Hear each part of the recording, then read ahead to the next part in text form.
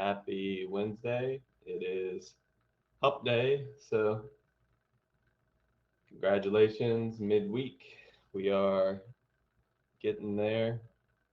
How's everybody doing?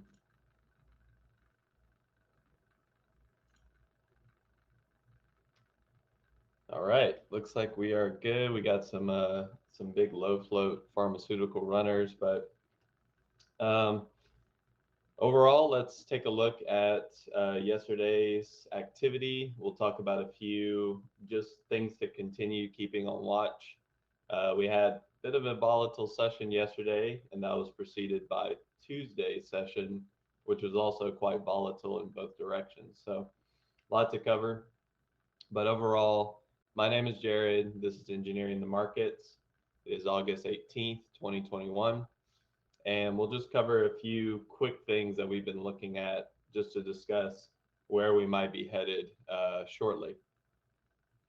Starting off with the dollar. And I've gone ahead and expanded the dollar's time frame to a weekly perspective to show not only where we are, but also some of the structure and the formation that is occurring here.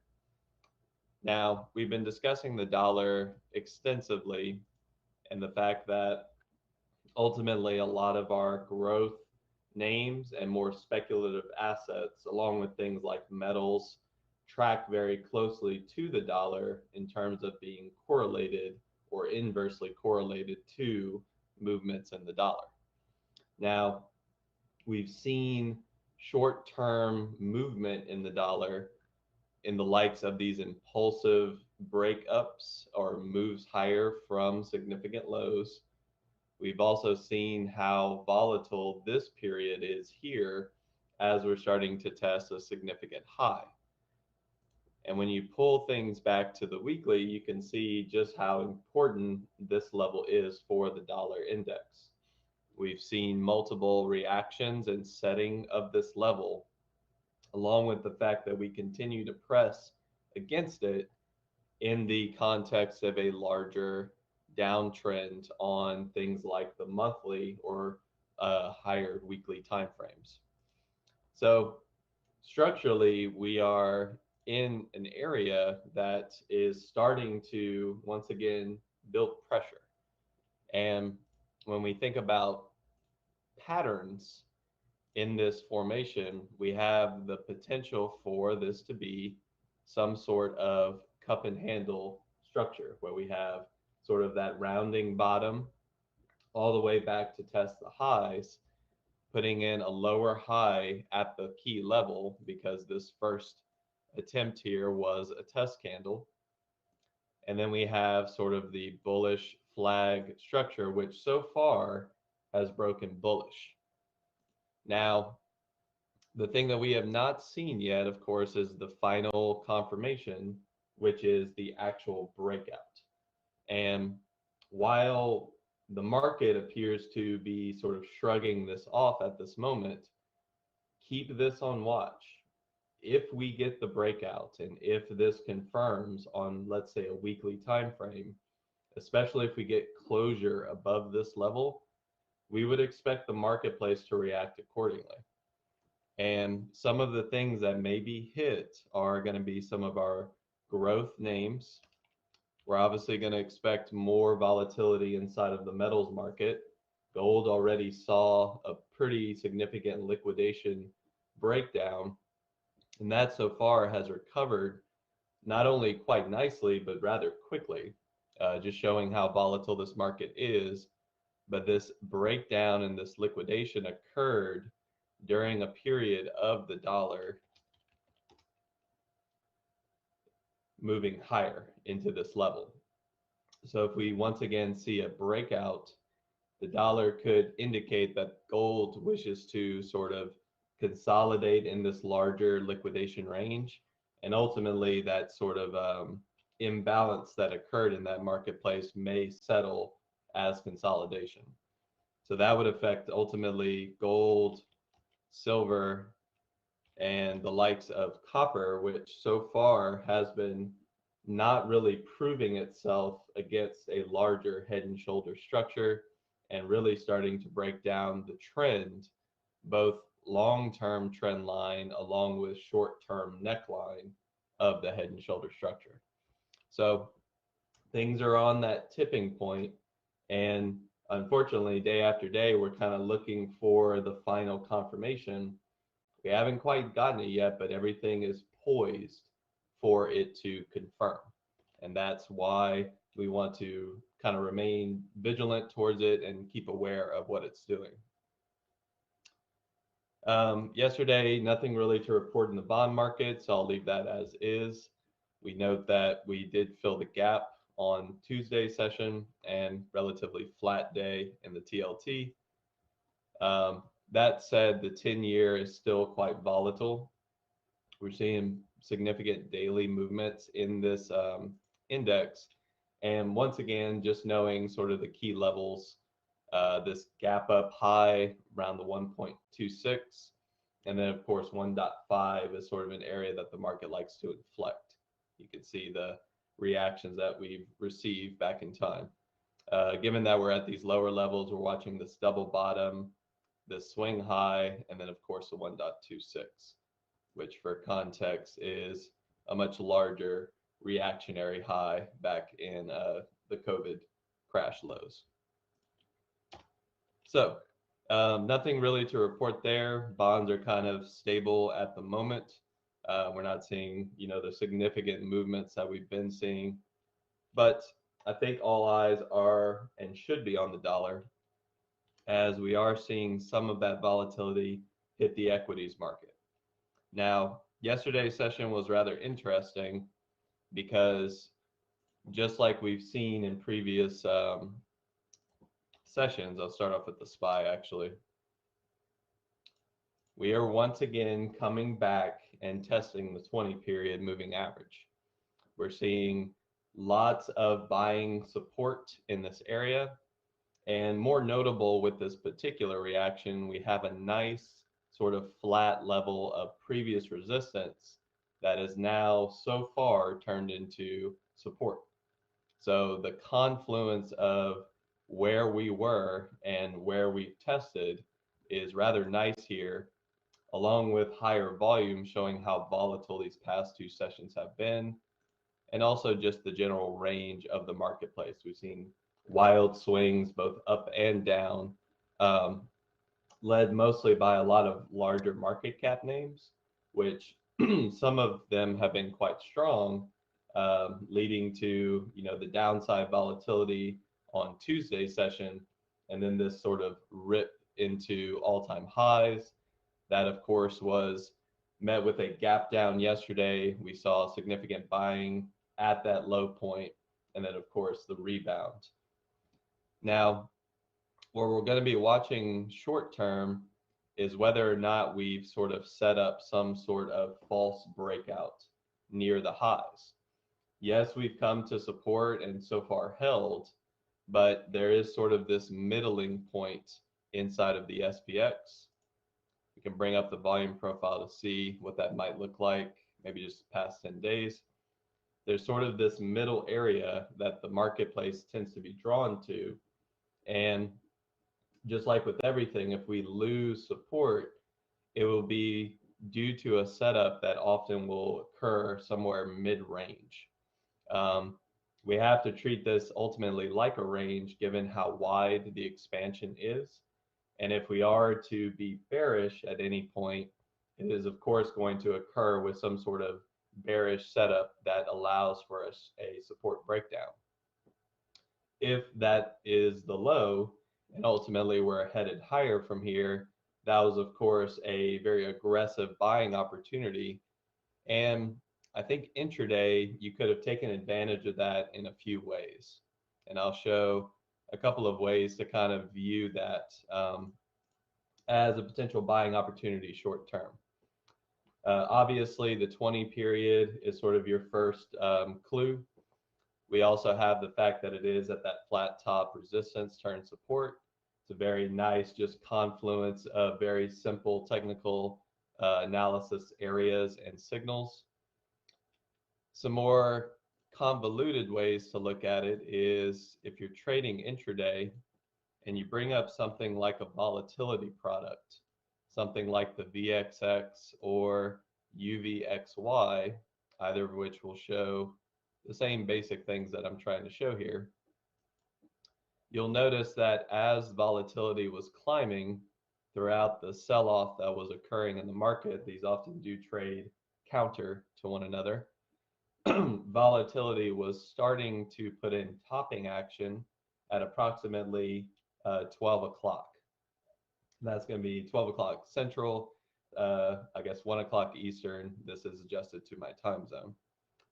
Now, notice what the SPY was doing here. We were starting to test that sort of key 441 area.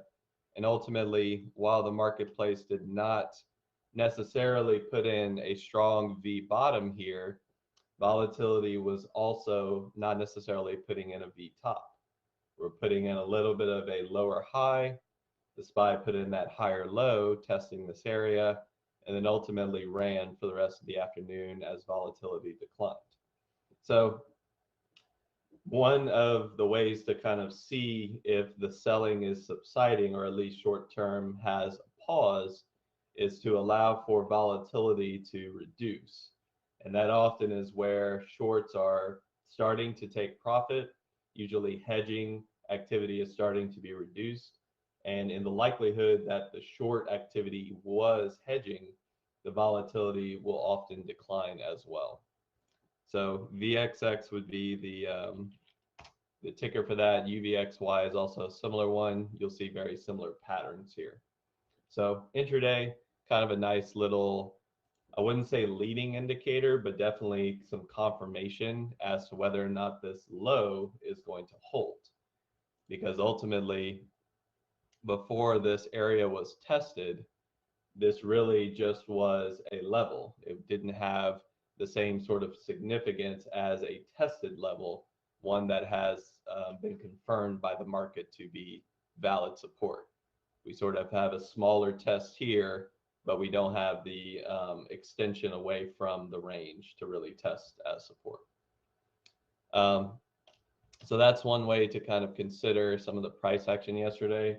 And in the case where the market is downtrending or selling, you may want to look at volatility as an indicator to find good spots to potentially buy the dip, or ultimately catch a falling knife with the right mentality and the right indicators in your favor. Switching over to the Qs, the posture here is not quite the same as the S&P. Once again, technology has been struggling ultimately to break out and is not in the same bullish posture as the S&Ps. We're seeing multiple tests of the 20 period, obviously with some intraday follow through, but yesterday became the first session where we actually closed below this moving average. Additionally, if you just look in the shorter time frames, you'll notice that this relative area of support, which coincides with the 20, we were starting to basically test this area and actually have some shorter time frame closure below, of course, met with aggressive V bottom buying on Tuesday. That was a pretty surprising reaction given how down or how low we had gotten in the market. Yesterday changed that. And I keep saying Tuesday, I apologize. I mean Monday. Tuesday was yesterday's session. So anytime I said Tuesday, I meant Monday. Apologies. But we're starting to see lower time frame closures below this area. And ultimately, the bounces are not having the same follow through. So if there is going to be, once again, a larger correction, the Qs may be starting to facilitate some of that. And ultimately, you're not looking for something major here, simply a return back to the 50, which is not something we've actually tested in quite a while. It's been since early June since this marketplace has come down to the 50 for a test. And then finally, the IWM. We'll look at the Dow, which is structurally very similar to the SPY. We have that same range pullback to the 20 test. and ultimately testing a previous swing high. So very normal technical structure here. This, of course, is going to be important for the market to hold moving forward if the Dow wishes to continue higher. But with the IWM, we're back into that point of, are we still trading mid-range, and are we going to see something like a daily 200 act as the new support? We certainly saw higher volume yesterday, and we see this potential dragonfly doji type candle showing some potential indecision against a 3 to 4 day sell-off. So ultimately, if all these markets are going to coincide, it would be nice to see something like the IWM have a strong structural bounce. The Dow and the SPY have all the technical conditions available for continuation. And then, of course, the Qs, that's probably structurally in a weak position on its trend. But of course, the IWM is the laggard, as it is not trending. It is range bound trading. And ultimately, we're looking for good risk to reward opportunities to either buy certain lows or potentially sell certain highs. Um, Keeping always in mind that this marketplace is super drawn to its 220 to 221 price level. It's simply a magnet and the point of control for this marketplace. Okay, so we will kind of see how things evolve, and a couple of stocks that are kind of bucking the bullish trend in the marketplace are stocks like Tesla. Bit of a disappointment in regards to a bullish setup that was occurring in Tesla. We did have this price level high just set back over here, approximately 624. We see that the marketplace was able to extend away from this and build up a upper trading range in this area. A lot of people were sort of calling for this short-term pennant to break bullish. And then, of course, there was a one-day sort of extension outside of that area, looking more and more like, the bull pennant, bull flag continuation pattern. That, of course, was met with a very disappointing selling day on Friday's session, and that was, of course, at the previous highs.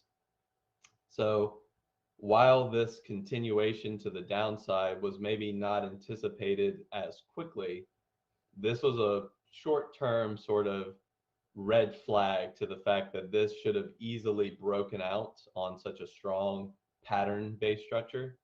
And ultimately, on a failed range such as this, you're looking to target about the same downside move as the width of the range itself. So the 700 level, we were up near the 725s for the top end of the range. And while it can be challenging to sort of step in short on a bullish pattern, usually when these bullish patterns fail, they often change direction rather quickly, as a lot of the bullish momentum sort of gives up at the same time. You see a lot of stop outs occurring, and a target would have been approximately the 675, which of course occurred on Monday. We saw some additional selling on yesterday's session, bringing us all the way to 650. And that, of course, was a nice intraday buying opportunity, with the rest of the market bouncing a bit earlier, and of course Tesla needing a bit more support at 650. So nice little follow through there against the larger downtrend intraday. So we've got sort of an odd man out in the form of Tesla. That is, of course, noted with the fact that we do have the AI conference this week. So a potential catalyst for this name, but it's, of course, not, I would say, the warm, fuzzy feelings are not there in the fact that we're not having a bullish run up into this event. As opposed to a strong breakout, we're now seeing a very disappointing false breakout and rejection. Additionally, I want to always keep in mind that Amazon, another consumer discretionary, has been sort of fading ever since its earnings and the disappointing gap down, along with sort of a lot of this previous bullish case for the stock being somewhat priced in to last year's earnings. So um, this one, of course, can sort of rebound at any time. We even saw the potential for that on Monday, but so far we have not gotten great confirmation of that occurring. Yesterday, an inside day overall. And just the structure here is that we are dragging the NASDAQ down as Amazon continues to sort of fade from this gap down off of earnings. So posture here is that discretionaries are a bit weak, and looking at the ETF, it should be obvious that we're seeing that weakness sort of cascade with the likes of Tesla and Amazon, but also other names seeing some downside weakness. We, of course, losing both the 20 and the 50 on this ETF and closing rather weak with elevated volume. So just something to keep in mind.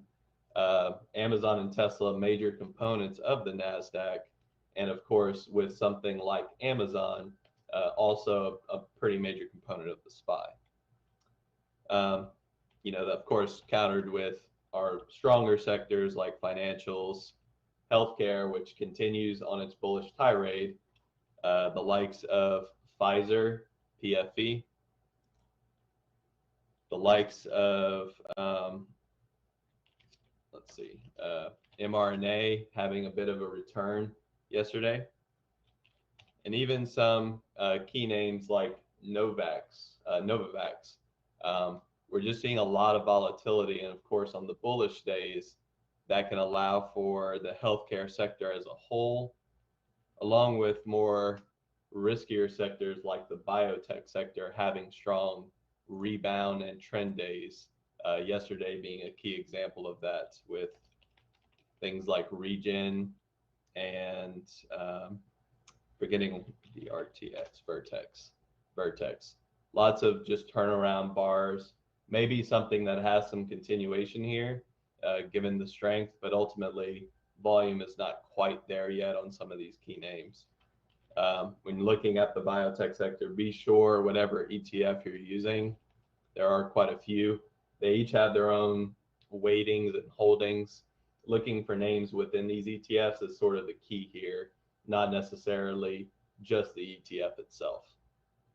They're all going to be in their own position and posture in the chart, but we are seeing across the board yesterday that biotechs were quite strong. So something to watch, and ultimately find some stocks that are setting up better than the ETF themselves.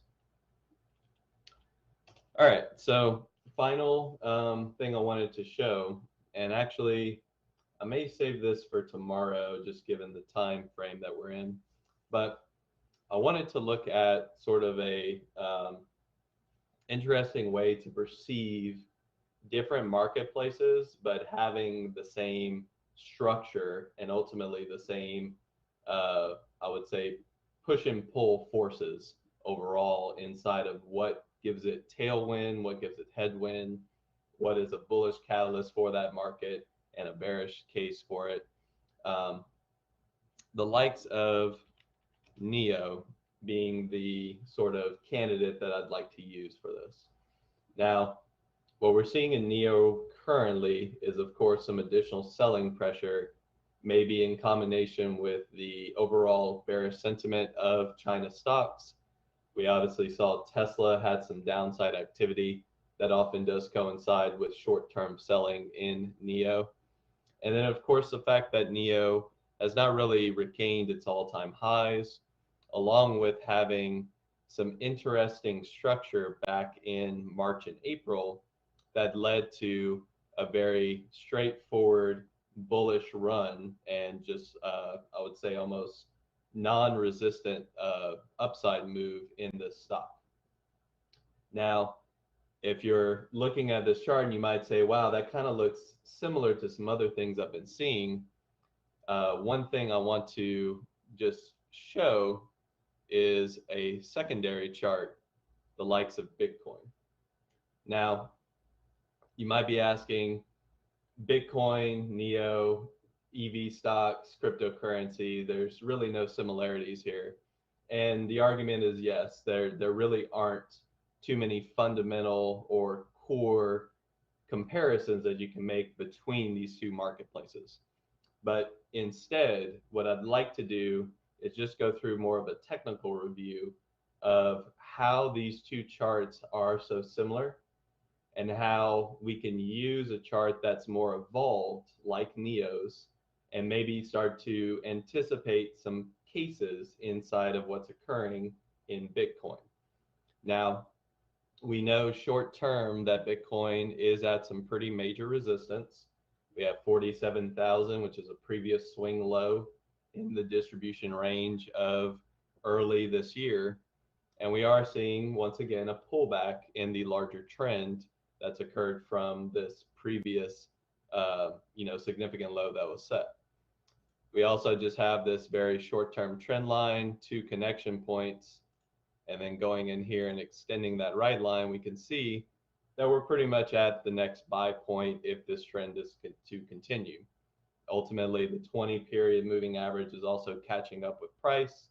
If we are to believe that a trend is forming, this is sort of an area you'd expect some buyers to try and attempt a resistance breakout, something to kind of clear the previous swing high and ultimately set up for the next leg of upside. But just like we saw, these charts are very similar in the sense of how they formed, how the stock market distributed shares as things were getting overheated, the eventual crash and price levels that were set.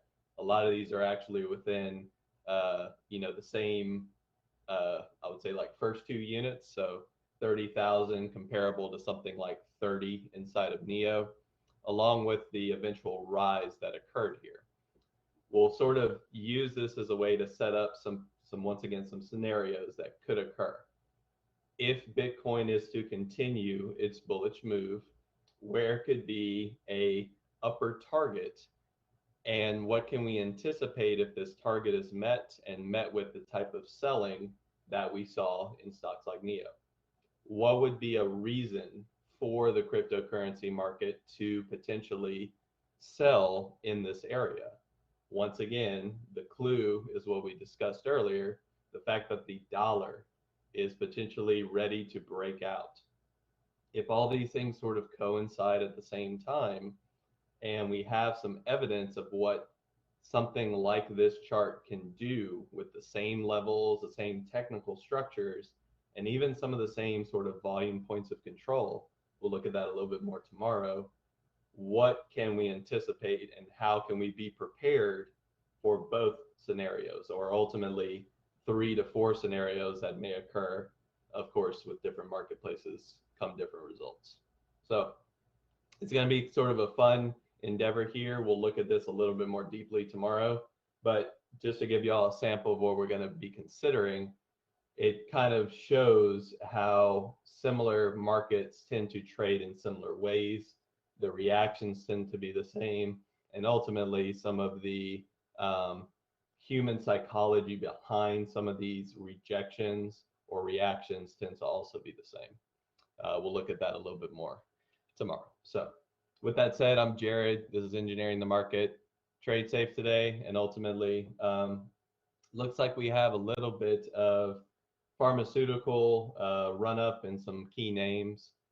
We've got a little bit of strength in some of the China stocks, but not necessarily the type of strength you'd like to see for continuation. Just a few names starting to show up on the gappers. And then there are some interesting movements inside of the MJ space, which will be my final sort of analysis here. Looking at the MJ ETF, we are seeing that we're back at a key swing high. This is prior to the major breakout and the massive run up leading to the buying climax top. This marketplace has been rather depressed over time. We've seen no follow through on any of these swing lows, but if there ever was a point to consider, it's going to be somewhere in this sort of gap to breakout area. So with stocks like Tilray up about 7 or 8% this morning, this might be something to watch short term. And if you're looking for maybe a swing scenario, this might be a spot to also consider a turnaround play. But obviously, we need more confirmation there. We just want to call it out when we get to the right spot. So that said, we'll talk more tomorrow. Stay tuned for pre-market prep. And as always, keep it green.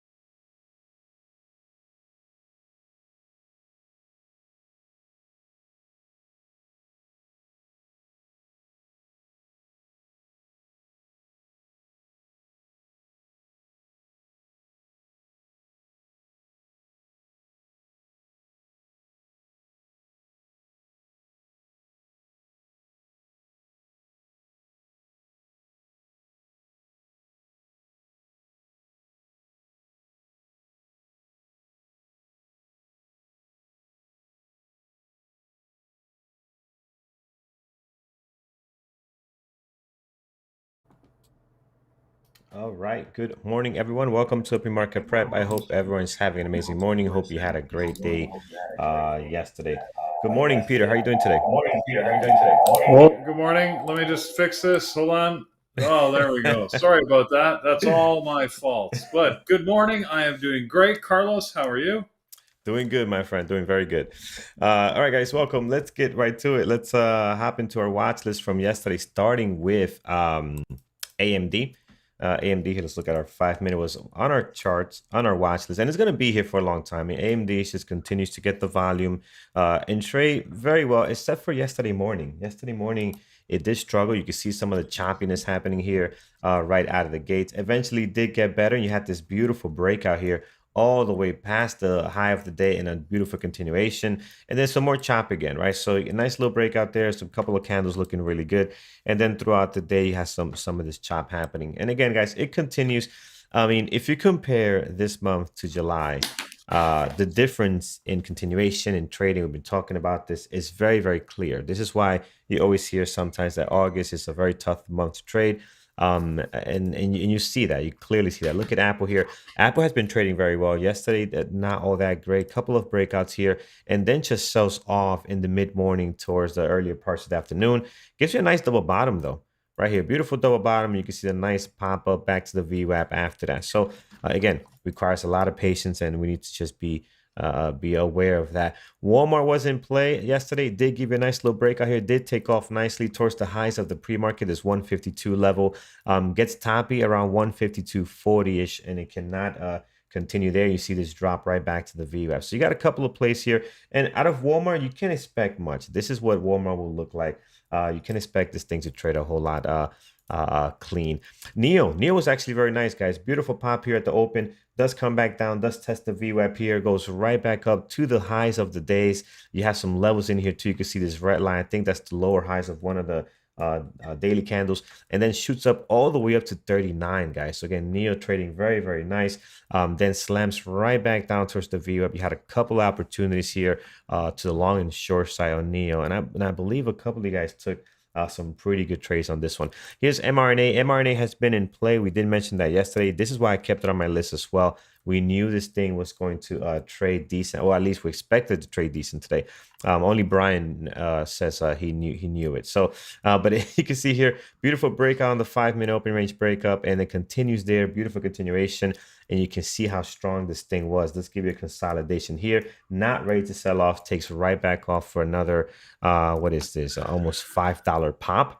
I mean, this thing was just incredible yesterday and continues to be in play. And I think it will be for the next coming days. With all the news they have going on with the Delta variant and so forth, and all the stuff that's happening there. CLSK was pretty much choppy. I didn't see anything great. Pre-market looked good, has some potential, but outside of that, I didn't really see anything great on CSLK. All right, guys, with that said, let's go over to our market pulse.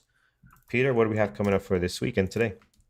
Yeah, morning. First, I'll just comment on AMD. Like you said, most of you know by now, I favor AMD just a little bit. Tend to focus on it, but I didn't trade it yesterday because I just found it choppier than normal. So mRNA was a place I focused and I had some good opportunity. But so we'll see what today brings. But in the markets today, you know what? It's another one of these days where it might be interesting or nothing might happen. So we've got building permits and housing starts that should be coming out any minute now. And yesterday, if you remember, I mentioned we had the home builders index, which was down. So that index was lower than it has been in the last year and a half. Which raises concerns that because of the soaring housing prices across North America, it's causing people to get a little sticker shock and not buy new housing. So we'll see what these housing starts. If that's depressed, it might have an effect on the market. It might not. It's always tough to know. This afternoon, keep in mind, we do have the FOMC minutes, which are coming out at 2 o'clock. So usually, again, we don't expect anything new in it, but what happens when those minutes get produced right at 2 o'clock, the computers react, right? Because the computers read it quickly, and then they often react to, change position sizing in the markets. So just know that if you're in a position at 2 or looking at one around 2, you could get some very rapid movement that often it corrects itself. Whether it goes up or down, it tends to come back to the same level, but you could get some panicky moments in there. So just be aware of that anyways, whatever you choose to do. That's the main news we're expecting in the markets today. All right, excellent. Thank you, Peter. All right, guys, let's get to it, guys. Let's go ahead and remove our watch list here from yesterday. We'll clean this up, and if I can do this right. There we go. Excellent. All right, let's take a look at our watch list this morning. We have VRPX today. There are 2.1 million shares float. And as you can see here, guys, they're definitely very, very active. They are trading 9 million shares so far. Let's see what we got going on here. Big day yesterday based on the daily here. This morning, let's look at our 5-minute. See what this takes us. Here we go. Our 5-minute right now, you can see is very active, guys. 9 million shares. This thing is up 97%. It is a 2.1 million shares flow. So you got to be very, very careful. You can see here the pop this morning, the continuation from yesterday is definitely got it going on today. This is definitely the low flow of the day. Not sure what the news is on this one and what kind of company it is. Pharmaceutical company. They're a pharmaceutical company. They had FDA approval to go into the discovery phase for a nasal spray that is supposed to prevent the spread of viruses. So that's why it's got the pop this morning, almost double its price. Yeah, looking pretty good right now, guys. So again, very, very active this morning. 9 million shares traded. This thing is definitely in play today. Heading down, we have PMCB, another low flow sitting at 1.5 million. This is up 53%. Just to be clear, it's low priced. This one is not low float. It actually has a 2 billion share float. So it's actually got a huge float. Oh, But they interesting. just got relisted, Nasdaq relisting. So that's all I can see from news. It was giving it a pop, but I was almost I almost pulled a Norm this morning. I was going to trade that around 7:30, buying at $5. I wish I had, because it popped up to almost $7 and then Hmm. settled back down here again. But I should have channeled my inner Norm. Right. So this yeah. So this is a higher flow. I see 1.5 over in trade ideas. That must be incorrect. But yeah, here guys, this is active. 55 million shares traded, up 9.1. Since it's not a low flow, we can definitely put it in as a possible. And the only reason I'm putting it in as a possible, guys, is because these type of stocks at this price range, especially they're a larger flow, they're a little bit challenging to trade. So I'm going to put it as a possible for now. We'll see if we can move it up to our main list here, but for now we'll keep it on here. Ted, over Yeah, on we'll see. YouTube. The Yeah. room is saying that various services, sorry, are reporting at a 1.5, 1.6 million float. I was using Finviz. Finviz says it's got 2.31 billion in its float. So I'm not Mm, sure. That's obviously a huge disparity. yeah. Um, well, Yeah. I'm not sure now what to do with it, but You know one what? way or the other, it's moving. We'll play it safe. We'll put it as a low flow. We can't go wrong by putting Yeah. it in the riskier pile instead of another pile. So Ted over on YouTube is asking, thank you for posting on YouTube Live. Do you guys answer questions in our chat for our members? Yes, we do. So if you're a member in our chat room, we do answer questions. We have actually a questions tab, support tab, so you can answer any questions and ask any questions there, and our moderators or members will give you an answer for sure. So yeah, so I'll put this down as a low flow, guys. PMCB.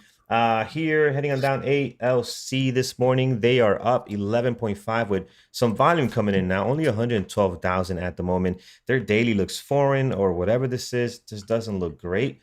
So I'm not a fan of this one right now. I love the pop, but again, it needs more work. It needs more work. This daily doesn't look very interesting at all. I see a lot of choppiness in here, very light volume. Again, today they already have 114,000, so that's probably usually more than what they get in the pre-market. But yeah, I'm not liking everything else on it. TLRY this morning, they are active, guys, up 7.2 at 828,000 shares traded right now. So definitely in play. Not the best pre-market action, but we won't be picky, especially with the way things been and how choppy things been the last couple of days. So we'll put it on here, up 7.2. Anything going on in this field?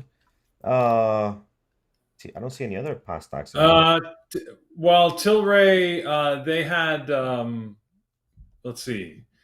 I'm just reading the news right now. So reach a deal to buy a majority position. Oh, get the ads out of the way. Go away. Oh, I see. So they're basically buying a majority position in another company called MedMen Enterprises. So that's probably what's causing some interest in it this morning. Gotcha. Robert, thank you so much for the $5 donation. Every donation goes to our charity of the month, that we will be talking about later today. Peter will give you an update on that. So thank you for that. Your questions. What do you think about the ACH token? You know what? I am not a expert on that at all, or have very little knowledge, but I will ask Jared, who is great at that, to hop over there and give you an answer for that. So thank you for the $5 donation. And Andrew, again, every super chat donation on YouTube, Andrew is matching $1 for $1 for this month's charity, which will go to an autism charity. So all right, let's go. ZIM this morning, they are up also 6%, 343,000 shares traded right now. Pre-market action looks a little bit funky. I think we might have seen this in the past on our watch list. The daily is not great neither. Yeah, I'm not sure about this one, guys. Maybe a possible, we can come back to it. Lowe's, this Lowe's, LOW, right? This is Lowe's, I think. Yeah. They have earnings. What's going on with them? Indeed, they had earnings. They beat their numbers, and well, as we see, beating your numbers nowadays does not guarantee your stock's going to go up. But in this case, they are up a couple of percent. So. Yep, I see that here. Again, Lowe's usually not a great, these retail companies, Lowe's, Home Depot, even Walmart, again, they're not great intraday trading companies. Lowe's is up today 4%, 246,000. I'm going to put it as a possible, because even with this move, and this for Lowe's, this is an amazing pre-market activity, right? If I were to look at this at any other company, like an AMD, like NVIDIA, Apple, this is not great. But for Lowe's, this is actually very, very good. They got some activity today. Does not mean that they might still not be the best trading stock for us to watch this morning. TIGR today up 3.7, 171,000 shares traded. It needs some time to get going here. Pre-market doesn't look all that great yet. We'll put it as a possible. We can always review a little bit later. Viacom this morning, also another company that, again, we've seen the madness on this one, right? We saw this back in March, just insane drop from 100 all the way down to the 40 level here. Has not been able to really get anything going, right? It's just kind of been hanging down here. It is a very difficult stock to intraday trade, guys. The price action is very, very weird. So for that reason, I'm not going to add it onto my list. But today they're up 3.1. So get nice little pop there. But again, just a very difficult stock to trade. All right, we'll stop here. We'll stop here on the gapping up. Let's see what's gapping down. BBL. This was on our list yesterday. It had gapped up, sold off, and today we're gapping down again. Another 6.1, 277,000 shares traded. Now I'm going to come up here and see how it actually traded yesterday. I kept it off my list yesterday. Might have been sitting at a paso, but it looks like it trended down nicely. Again, without seeing the price action, I don't see anything bad or good. Could be interesting. I don't like the daily though, guys. The daily on this, you can see how choppy this is. Yes, they had more than significant volume yesterday, 9.5 million. I'm not sure if they're going to get that today. They're back down to some areas of support over here. Again, it's just this daily overall, not a big fan of it. Possible VIPS, we've seen this before, and it's traded well before in the past here and there. So today they're down 5.5, 1.2 million shares traded. That's some good volume on VIPS. Yeah, we could definitely put this on. And it's not a low flow, guys. It's a 609 million shares flow. So we can put this up here. Some good volume today. It is on short selling restriction, but we do have shares for sure. I can see the .S there on Interactive Brokers. BHP this morning. This has been just taking a massive hit there. Dropped down yesterday, gapping down some more today. 5.4. We'll put it as a possible. Actually, before we do that, it's just a different ticker for the same company as BBL. Is that what it is? Okay. Yeah. Yes, I remember you did mention that. So again, I wasn't focused on these, and I don't know how the price action was, so it's very difficult to tell if it was clean or not. Again, they're dropping down nicely today. I'll put them here next to BBL. These, unfortunately, because they seem very gappy, you have to wait for the market open to see how that price action is trading. You can't really go by the pre-market here or the daily, because the daily and the pre-market today, at least, they both look very horrible. So you can't go by that for right now. The CPGNG, no good. You got a horrible pre-market activity, as you can see here, and an even worse daily. So yeah, we'll skip on that one. All right, that covers top and bottom. Peter, what do you like on your end this morning? One that's hasn't gapped enough to hit the list is Target, TGT. It had a moment in the sun about a year ago when it traded like super well, but most of the time it's not a good trader. But they had earnings last night, beat their numbers, but they are gapping down. Last look, it was about 1.8%. All right, so I'll add TGT here, guys. Again, I'm going to put it on top of Lowe's because, again, these retail companies, same thing with Target. They could have their moments, like you said, but I mean, they're just not great. Not a whole lot that we like right now. Only TRY on my main list and VIPS. We need the help from the chat room here. Let's see what you guys have this morning that might help us add to this list. Starting with who do we have here? Lee, VRPX. Yeah, we do have that one there, so that's good. Okay, that's good. We have that one as well. PMBC, both of these guys are down here. PMCB and VRPX down here as well. Heading down, Alf. What's Alf doing? ALF this morning. They got some volume, 1.2 million shares traded. And this one has popped up in the past, guys, but it has not been a great trading stock to intraday trade. Yesterday, what did it do here? Nice little pop yesterday. Seems like, look how this pop happens at 11 something here, or 12 maybe. Yeah, 12. Out of nowhere, there's no way to catch this. Like, there's no time here. Look at the breakout and then some chop there. So again, I'm not sure about this one today. The only thing that looks good on this is the volume, right? 1.2. The fact that you can have a possible continuation on here. Maybe that looks okay. We'll put it on here, and I'm putting it as one of the main ones because I have so many secondary stuff here. I don't love it. Apple, I think, is worth looking at. Again, it's playing around that $150 mark, which we all know it had a tough time breaking through. Did in the last couple of days.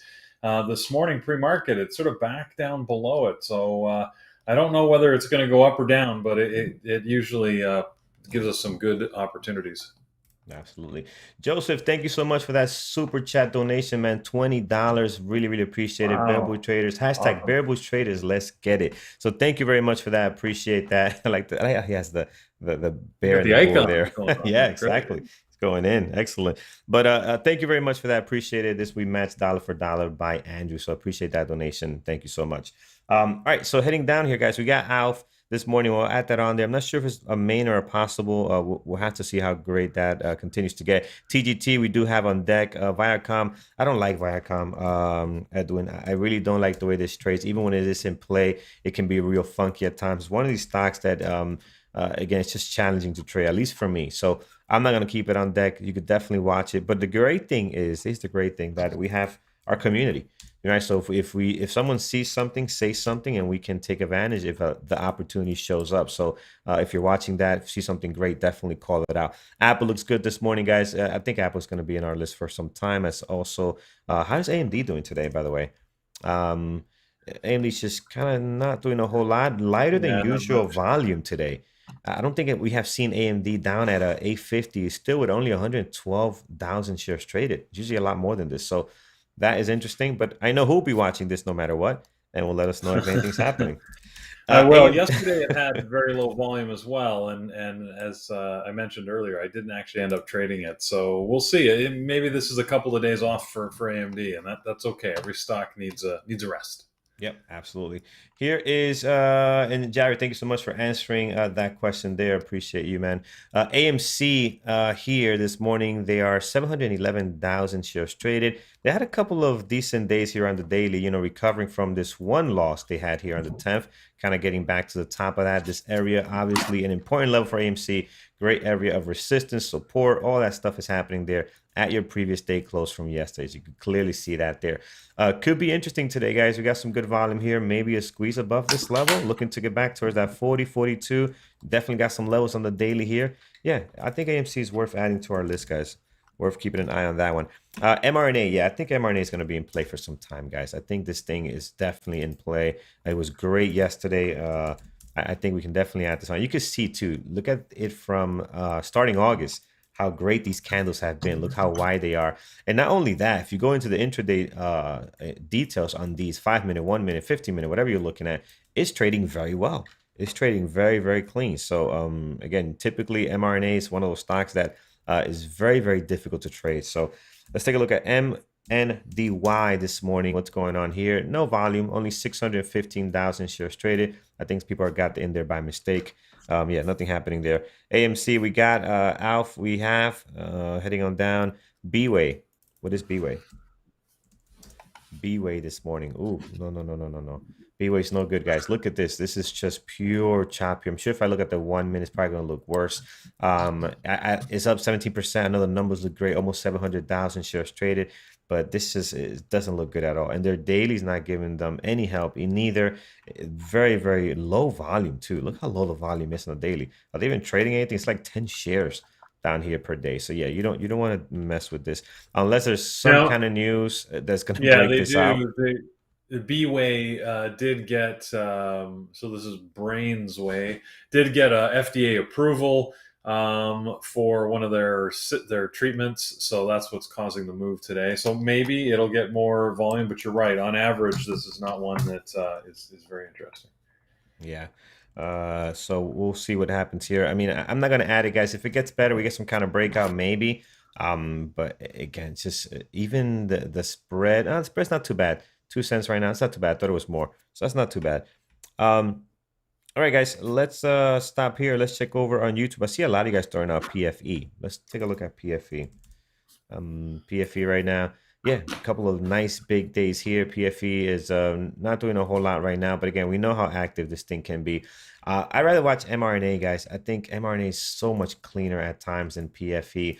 Although yesterday it looked like it had a very clean day. Without looking at all the details, level 2, price action, and order flow, the daily, I mean, the intraday chart here in the 5 does look pretty good.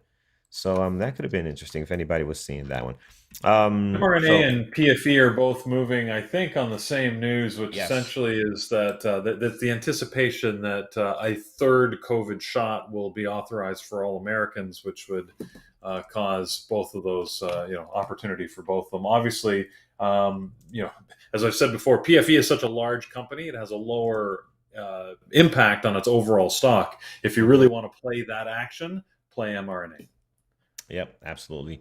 Tesla, guys. Yeah, I think Jared was talking about this earlier, engineering the markets. I think Tesla has a very interesting daily. He broke this down nicely. Yeah, I think Tesla is one to keep an eye on. We're getting some movement here as well. It looks like heading back towards the previous day close. I agree on Tesla. Let's put that one on there. All right, guys, let's head over to YouTube. What do we have here, guys? Let's start with Jose. B-Way we looked at. Again, I'm not a big fan of B-Way right now. I know they have news. But this trading pre-market action, man, it is just brutal. The daily, I don't like neither. So I think even this catalyst is not making me excited about watching this one. No shares for short with Interactive Brokers. It's just a lot of things I don't like about it right now. I could be completely wrong, and this thing could take off here or at the bell. But right now, it's not doing anything. I think I'd rather wait for that to hit our watch list.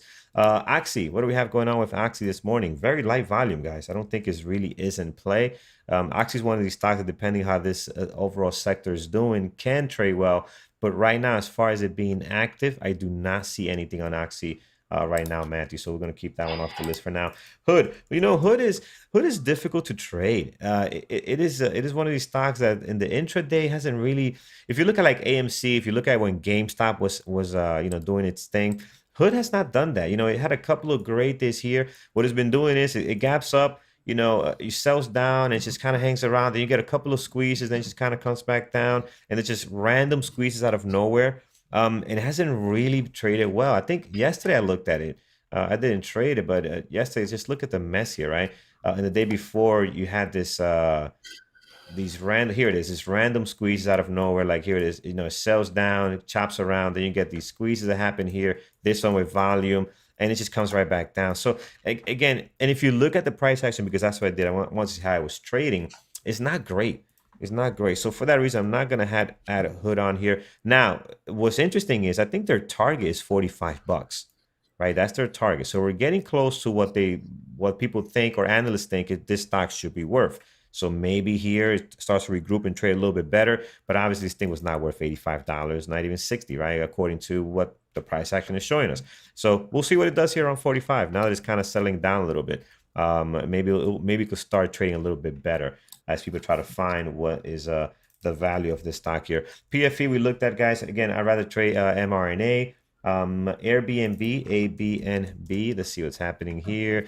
Another stock that's very difficult to trade, guys. This one is pre-market right now is very light though, 22,000 shares traded. So unless there's any news, there's nothing really much happening right now. Very light on the volume, and you can see how choppy this is throughout the daily. Again, it's just not the best intraday trading stock to be on. All right, guys. With that said, let's stop here. Oh, let's look at. I think we looked at NEO. At least we kind of skimmed through it. Yeah, NEO. Look at NEO's pre-market today.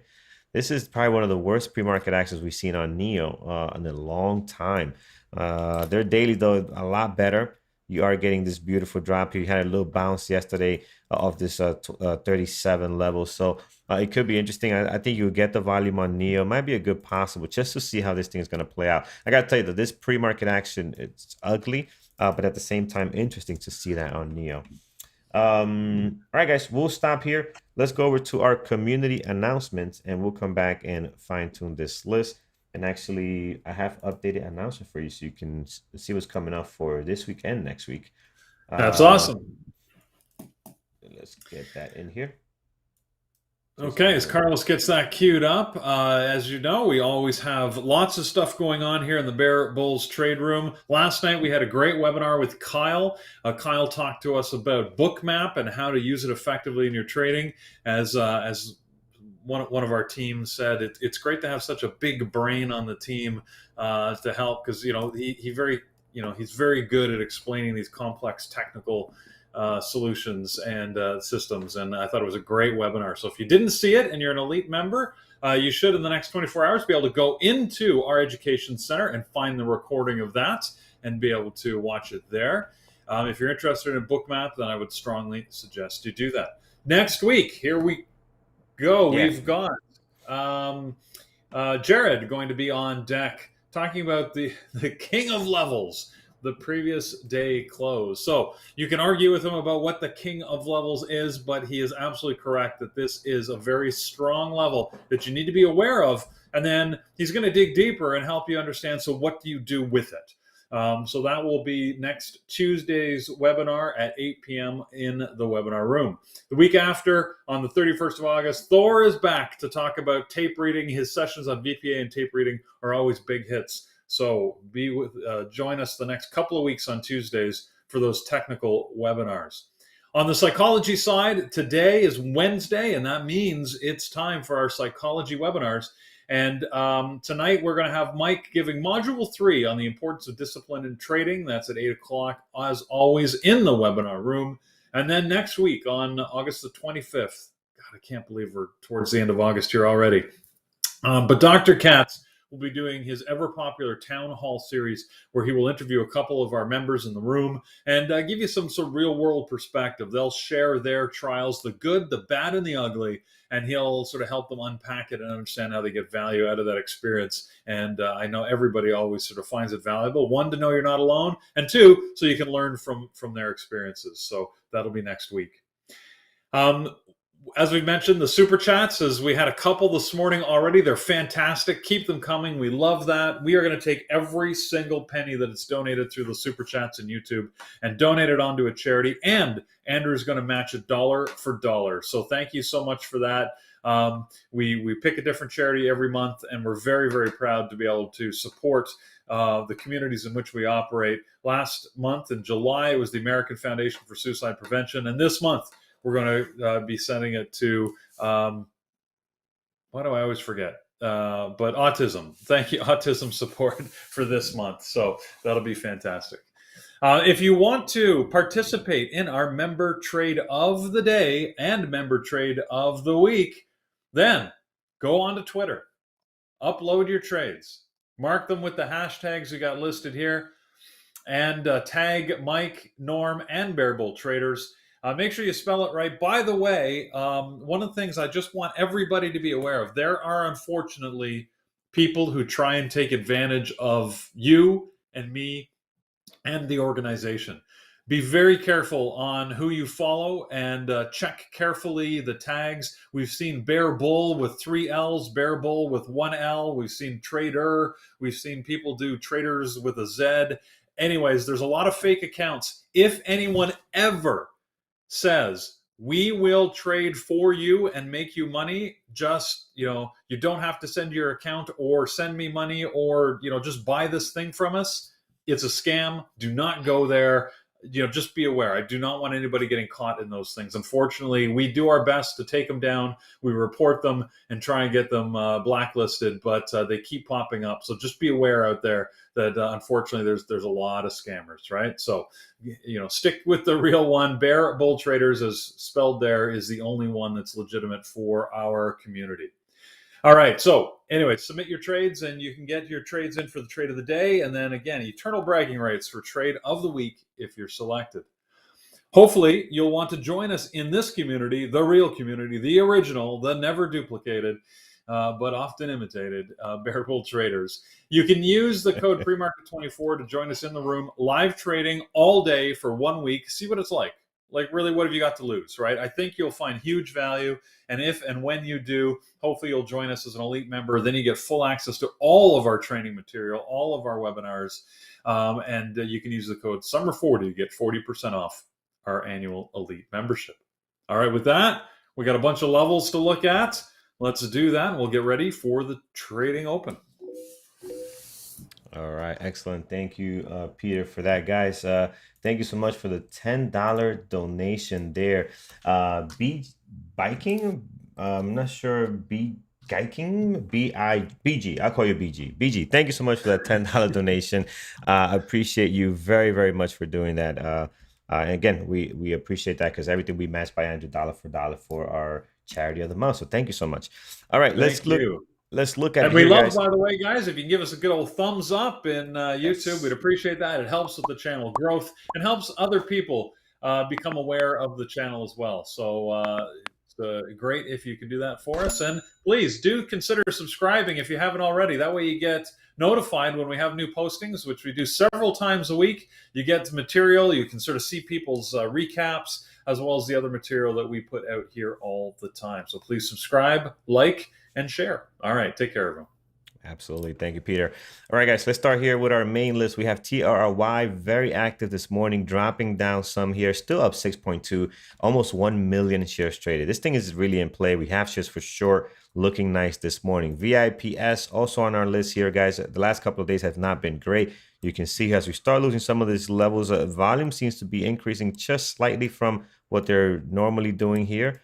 So that could be interesting. Again, this morning already 2.4 million shares traded. It is on short selling restriction, but we do have shares for sure here. So I think this one could be an active one for us this morning. Great pre-market action here and a very interesting daily as we continue. Man, this thing was trading at 30, as high as 46, and now slamming back down towards 13 here.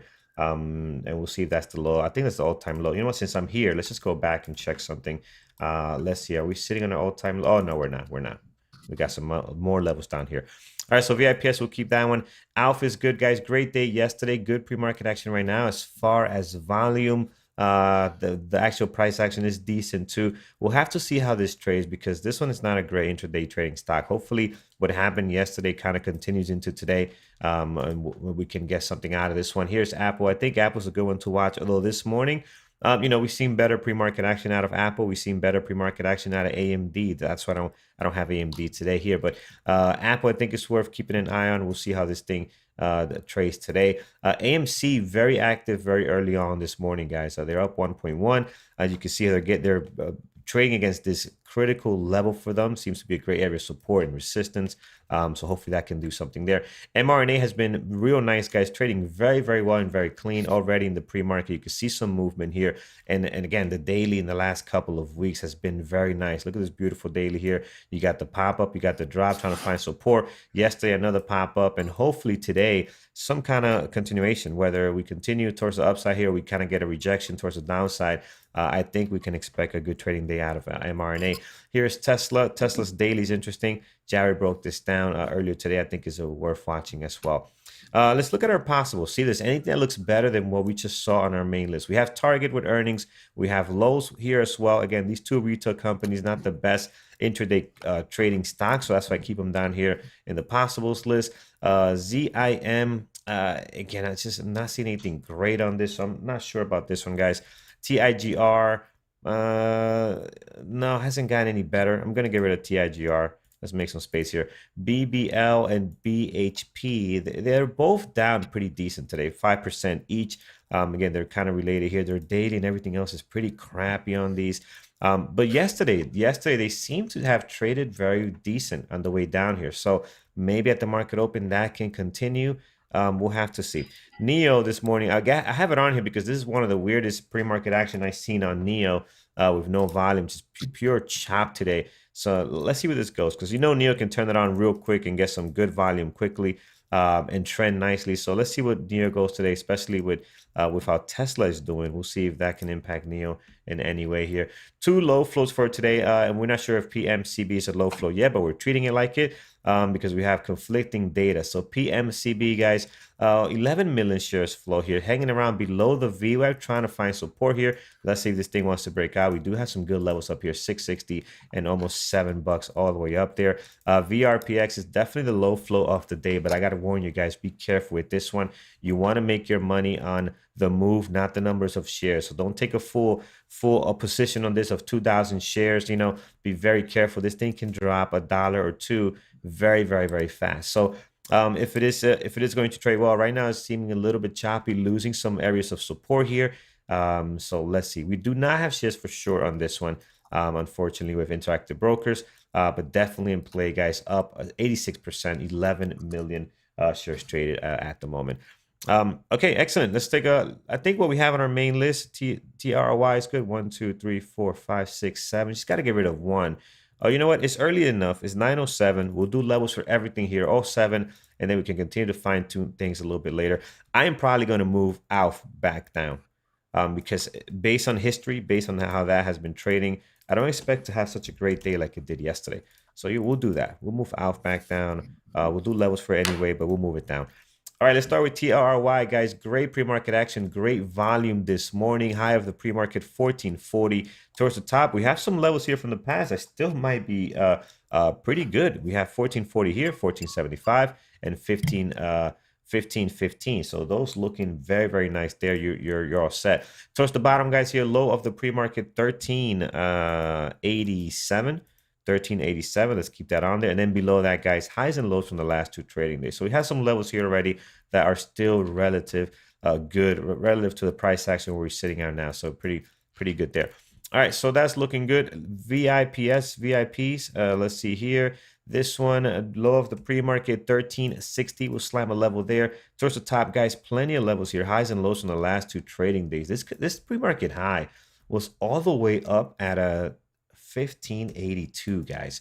So 1582 pre-market high for this one there.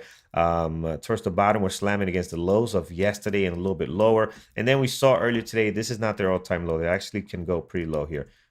We are gonna go in here back into 2019. We'll pick up some levels like this one. Here's a good one, 1155, very clean daily level. In here it gets a little bit messy, but if you draw a line right on here, you can see how many days. Oh, no. Why would you do that? Don't do that.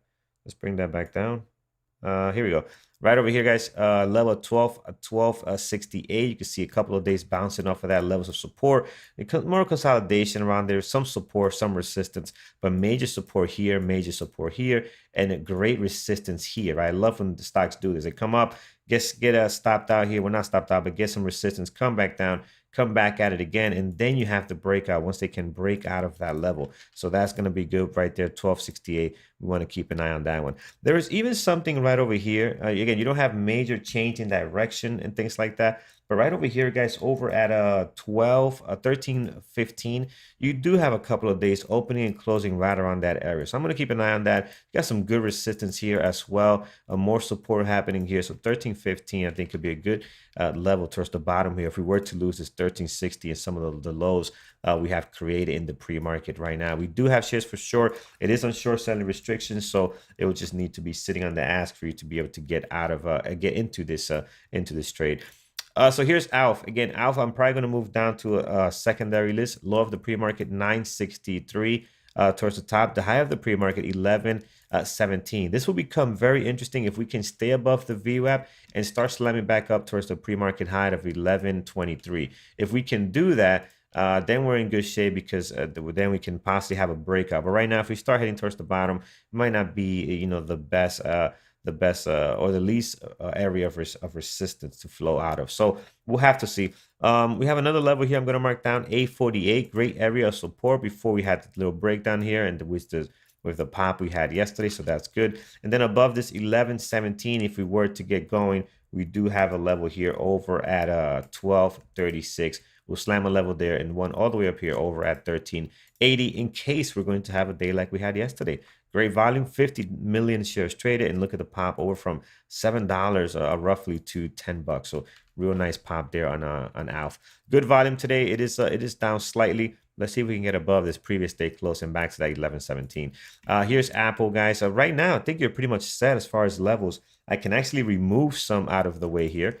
Let's get rid of some because now we have the highs and lows from yesterday right on here doing a good job for us. So you cover towards the top and then towards the bottom, we're sitting at the high of the pre-market 150.70 and the low 149.85. So you're pretty good there. Your all-time highs being set yesterday right under that 151.50ish around that area. So Apple's looking good right now. We've seen better pre-market action. We've seen better volume, but I definitely want to keep an eye on how that's going to trade today. Here is AMC. Again, a couple of really good green days here. We're getting a little bit of some topping action, maybe to extend it on the daily. We'll have to see. But right now, we're up almost 1%, 835,000 shares traded. We do have a level above here, which is the highs from yesterday over at 39.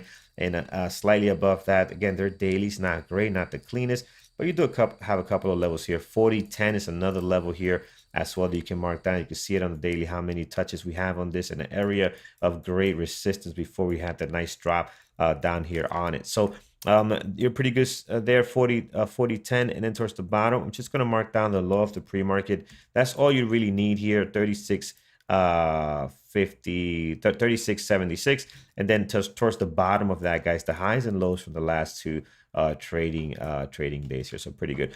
mRNA, man, this thing is looking good in the pre-market. We're losing it here now. We're negative. We're up here nicely. Now we're in the red. So again, a lot of movement out of mRNA. High of the pre-market for mRNA, 410.11. So I'm going to slam a level there. The low of the pre-market is being set right now. We'll mark this for now, 400 with 81 cents. We'll put that on there and see if that's going to hold. The big level here, guys, though, is this previous day close, right? You can clearly see that previous day close right there going across that 401.86. You can see how many touches we have on there. We have support happening here. We have some resistance happening here. It's just had a lot of play around this area. Yesterday, we did a nice little push up here. Guess where we stopped, right? At that previous day close, where we've seen a lot of touches as for support and resistance. So that's what we're looking to see, if we're going to stay above that or below that. This will be fun. Let's see where it goes today. As far as levels, I'm gonna actually, no, we're pretty much set. We don't have to remove anything. Down here, these we can remove these actually, because now we have the lows of the pre-market down there. We can keep 329. That's good there. Now towards the top, in case the thing does take off, we have 419. That's not a major level, but you do have 419. A couple of days opening and slamming up against that. But you do have a nice one here, 432.92. And also all the way up here over at a 443.73. Great resistance there. Also got some days opening up around that area as well. All right, so that's mRNA, guys, looking good in the pre-market right now. Has been trading very well, as I mentioned before. If you look at their intraday trading, their price action has been pretty clean, which is not typically what we say for mRNA. Usually they're very tough to trade. Here is Tesla, guys, definitely in play today. 340, a little lighter volume than usual, but again, their day looks interesting. 686 is the low of the pre-market there. The high of the pre-market sitting over at the high from yesterday. So it's already marked down for you. So exactly the high from yesterday, that's already on there for you. Above that, you do have the lows from 2 trading days ago. Slightly above that, let's get some levels here. We're going to have 683. Above that, we're going to have this level here, 696 as well. So a couple of levels there. Then towards the top, you have 710, which is all the way up here. Towards the bottom, I think you have a great level, which is this previous day close line, guys. This thing is has been an area of great resistance in the past, and a little bit of support happening here as well. So we'll see if that's going to be able to hold. But again, Tesla, again, we've seen better volume, but we do like what we're seeing on Tesla. Let's see if that can pick up nicely today. All right, that is what we have. Let's take a look at our moderators lineup. See what we have going on there. So we'll bring this over. Okay, here we go, 916. In the meantime, as I'm doing this, if you have not done so already, guys, please hit that thumbs up over on YouTube. It means a whole lot to us. It makes a big difference, and we appreciate very much your support. And here we go. We have a moderators lineup. So scroll up. We have Thor. Thor is looking at the SPY overall movements there. Watchlist, mRNA, PFE, and Apple. Secondary list, Target, and AMD. No IPOs listed for today. That's strange, Peter. But we're going on 3-4 days with no IPOs. Yeah, it's all week. There's been nothing at all on the list, and no forward-looking IPOs. I don't know what to make of it, other than I feel like the data's not populating, or maybe. I mean, we are at the end of summer. So like Carlos is just talking about, and we talk about in the room in the afternoons, it is summer. So, we're seeing muted price action, smaller moves. Maybe the decision's been made not to release IPOs in these last week or two. I don't know. But right now, there's nothing on the list. Yeah, so interesting. Tiffany's not liking much either. Possibilities, Tesla, mRNA, and TLRY. Brian, he has a nice long list here today. VIPs, TGT, lows here, LOW, TRY, NEO, and PMCB for fun. PMCB for fun is a low flow stock. Usually when you see that, don't forget DEMA. You skipped over DEMA up there. How did I skip? How is that possible? Oh, no. It's all green. The greens. Yeah, it's the greens. Okay, here we go. DEMA, a very important part of our community, so there's no way you can skip DEMA. We'll have to do her right now. So here we go. Watch list for DEMA. She is looking at Apple, XPEV, SoFi, or in VIPS as well. And as more stuff is coming in here, here's Jared looking at NEO, Tesla, some Chinese stocks like Baba. He's looking at the MJ sector as well, TRY, which looks very good this morning as well. And Peter, your list: Apple, AMD, mRNA, TGT, Lowe's, and also PMCB. Watch list for Andrew is the same as Brian, so you're just gonna copy that right over. That is a tough life. And Mike is watching Apple and mRNA this morning. All right, perfect, guys. We got a great list so far. Again, compared to last month, right? This is not a blockbuster watch list, but it just requires you to be a little more patient. That's all. I'm going to remove out from here, guys, because it doesn't trade very well, and that's going to be my main list there. So we've been telling you guys this all week and all last week and almost all month. Just be patient with today's trading. Do not force anything. If something is not there, our watch list, there's some stuff here that has good potential but doesn't look great. We'll keep them on here because we've seen horrible watch lists trade very, very well. Right. So again, it's all about that patience and knowing, especially if you're a new trader, not to feel that eagerness to pull that trigger because you have to trade, because you're a day trader. Now you have to trade. No, if you're a day trader, that means you have to make good decisions. And some days you might not need to trade. So very, very important to do that. All right. With that said, guys, that's a great point. I wanted to reinforce that for everybody. Being a trader means actively watching the market and finding opportunities. It does not mean trading everything that moves. So that's how you stay out of trouble long term. And that's one of the secrets to success. So with that, be cautious. And Carlos, as always, thank you so much. And I guess it looks like we've got Andrew back trading live with Brian this morning. So that'll be great. Excellent. So I see Brian is already hopped on. So he's online. We're going to transition over to him. And guys, if you haven't done so already, hit that thumbs up, guys. It really, really means a whole lot to us. Thank you so much for that. We will be in the chat, Peter and I, and Brian and Andrew are up next. Good morning, Brian. How are you doing today? Good. I'm long some PMCB. Very nice. Just breaking through 6. I'm just you're channeling your inner Norm. Well done. Just sold some through 6 there. I think it's going to be, it's only, I think, 1.6 million in shares float, so it should be interesting. I see VRPX is up again today. I never like to play these stocks on a second day. Tend to be a little more erratic. Yeah. So, mostly index is mostly marginally red today so far. Everything's looking pretty flat. Tesla might be interesting. Tesla's had pretty big pullback. I wouldn't be surprised to see Tesla start to creep up at the open. We've got that AI event tomorrow. Some of the Chinese stocks are green today. NEO might be interesting.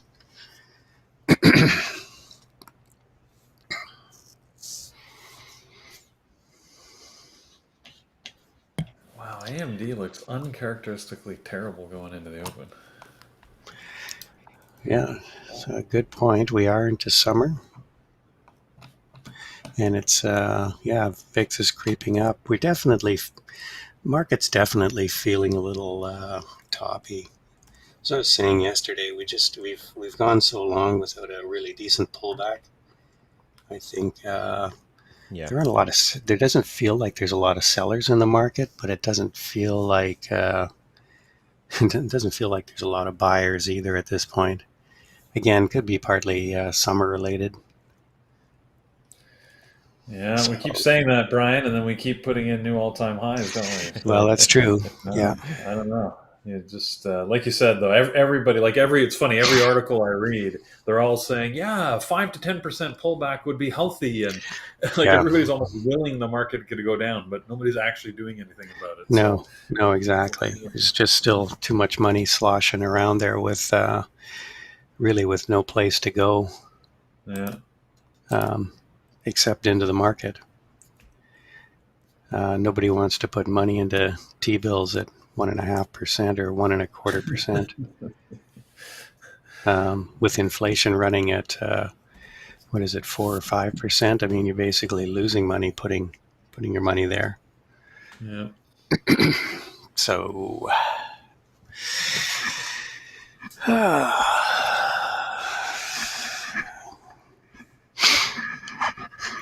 right. Well, I'm a little bit up. I got up early, so I got ahead of things today. So I'm just going to keep an eye on how things go here. We still got 7 minutes to the market open.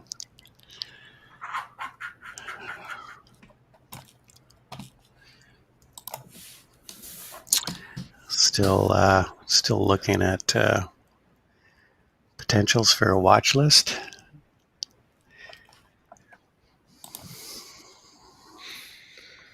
You might like Tilray, Brian. Tilray had some news this morning about buying out a U.S. company as they position themselves. They're improving. It's looking a little bit better now than it was earlier, but I don't know what to expect of it. But price action is good. Yeah, man. I know they bought Mad Men. MedMen, yes. MedMen. Yeah, interesting name. MedMen. They're not being pronoun sensitive, obviously. I went for the rhyme instead. Should be they men, or they mad or something. Med humans, med people. Yeah, exactly.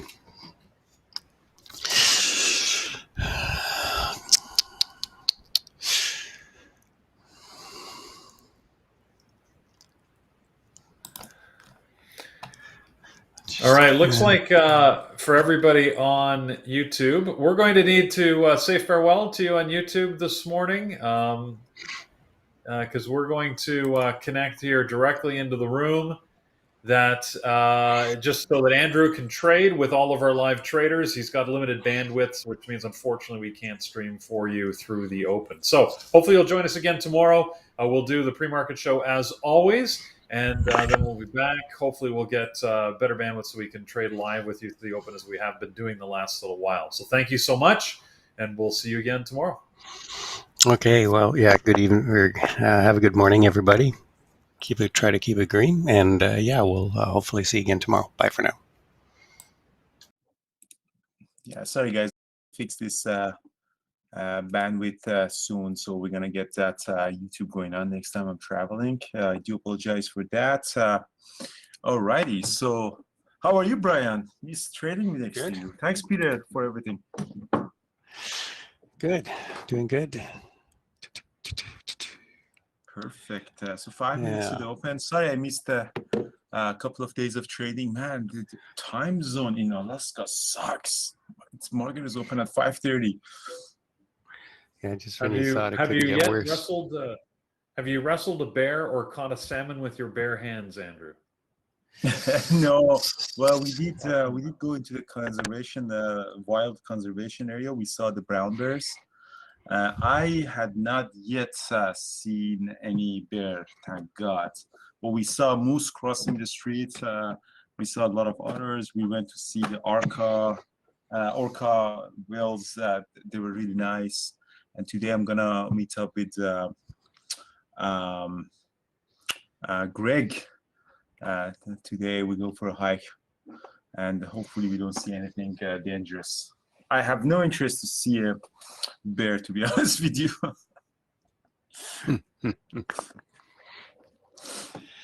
They're huge brown bears. Yeah. Perfect.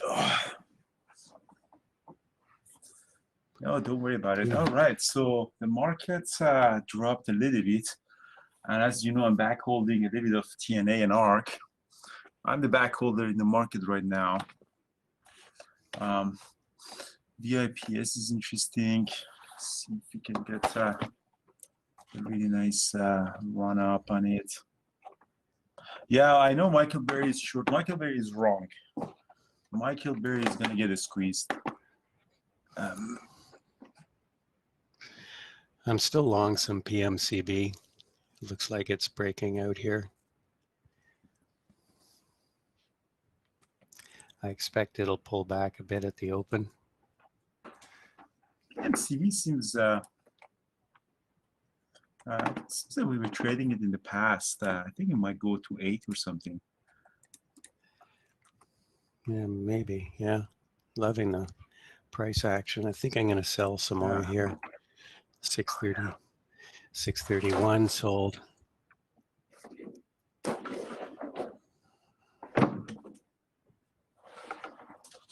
All right, we got 2 minutes to the open. Low and target look kind of interesting. VIPS is dropping. So low target VIPS, FIPS, and Tilray and PMCB.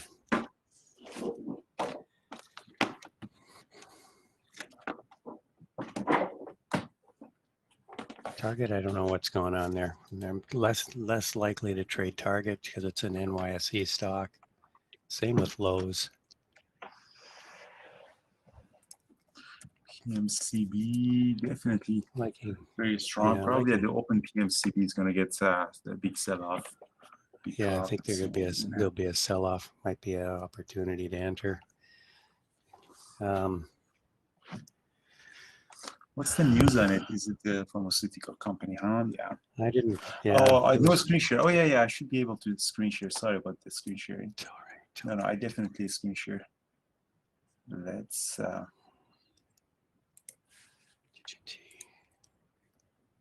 So yeah, everyone should be able to see my screen as well. You just need to change the channel. I think from Carlos to me.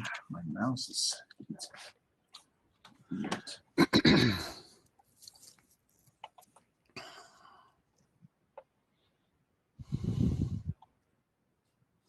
All right, 10 seconds to the open. PMCP, Tilray. Tilray is interesting, but it has really sold off. Yeah. All right, here we go.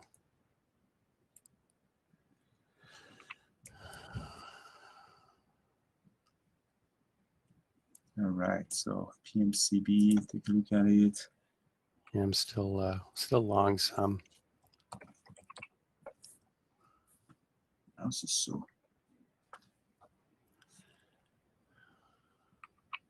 Cursor speed. Faster, please. My entry on PMCB is 550, guys. So, I've got a lot of room here.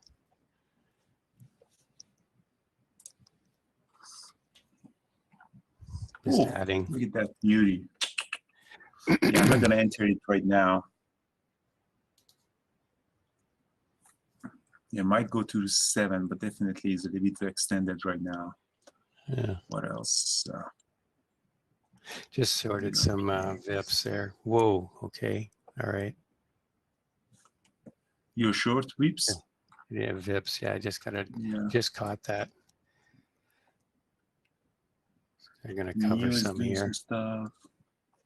Tilray is popping up too. Tilray might get above 14. See if we can get Tilray above 14. PMCB, that's the pullback. I don't know if you get the pullback to revap or not. You may not.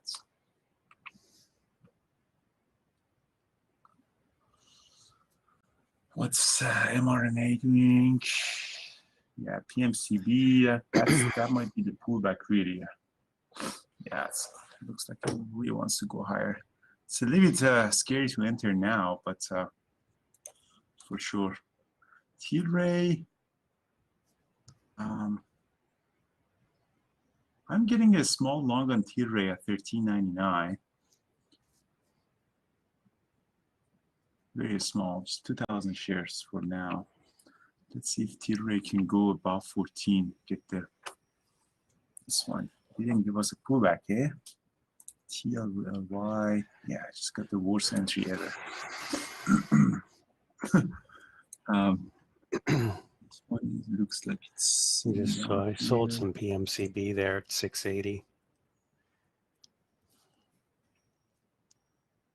Got a small size on Tilray at 14. Yeah. That doesn't look great.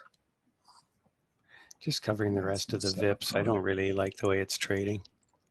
Tilray looks kind of interesting. Yeah, it might be. We lost the read. I'm getting out of the T-ray. Just, Glad I got. yeah.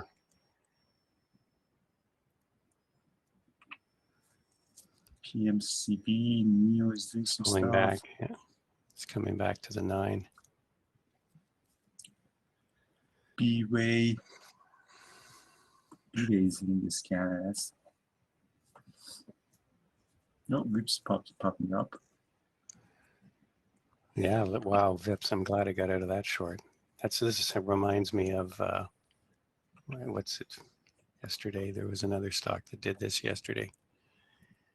Gap down and then squeezed up. AMC is ripping, huh? NEO, I don't like the volume on NEO. Let's take a look at AMC. Oh yeah, AMC is nice. Definitely AMC is nice. So T-Ray, I got to stop that on. It's really weak here. Yeah, I just took a bit of a short on Tilray. 1375, 1374. Taking a long on PMCB at 670, 680. Be careful on your share size on that as well. It might go through 7 PMCB. I'm adding a little bit more of PMCB. So yeah. PMCB wants to go through 7. No, that's exactly what that was a bad drop. Eh? That was exactly what I was afraid of. This looks like it. I'm still in it. Let's see what's going to happen. Yeah, it's trading really erratically in PMCB. It's not as clean. Not getting nice, clean charging moves. Low is popping up here. I think it's going to pop up, but it's just a matter of really bad entry on it. Yeah, I'm getting out of Tilray. Flat on that trade. Getting out of my PMCB. I stopped out on PMCB. But that was not a great. I'm still going to hold some just as long as it's holding this 9 moving average on the 2-minute chart. Just remember, I've got a lot more. I've got a lot better entry.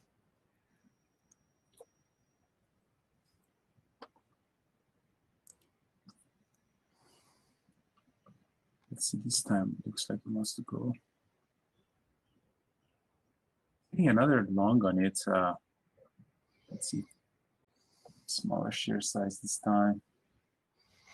Adding a little more on it. See if this time looks like it wants to go. 670. No. Come on. 670. Come on. I'm adding a little bit more on it.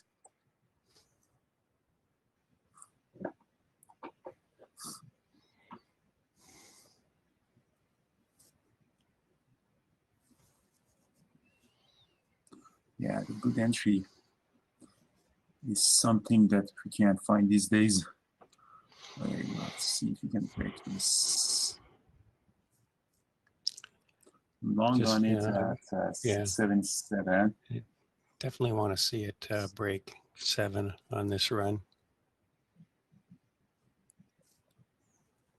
Here we go. Oh, beautiful, here we go. Beautiful. Come on. Okay. Come on. Oh, you can't. Yeah. Let's see what it does. Yeah, I don't like the way it trades. No, it's a big wall up there at 7. Yeah, 690. Still holding. I'm adding a little bit more just in case, but it's very dangerous right now. Wow. Low is cranking it.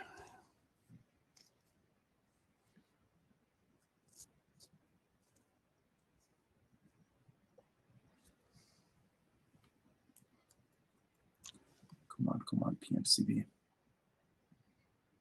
Love the volume on it, but it's just extended a little bit.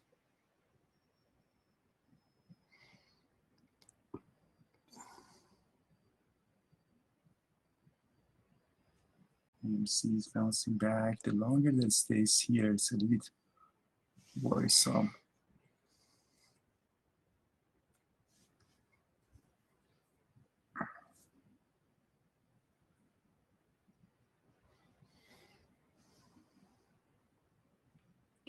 All right, come on. This time you can go.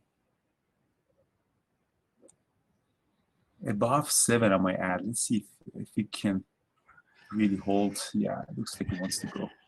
I think it's leaving more at 695 here. Let's see if you can break Here we that. I think go. it's gonna Here we break go. that. Here we go. Oh yeah. Oh Just yeah. selling. Halt. selling here. Halt. Oh, okay, I Halt. sold. So just Yeah, hold. halt. I think it's halt, huh? Yeah. Yeah, it is. Oh It's yeah, halted. I'm in there too.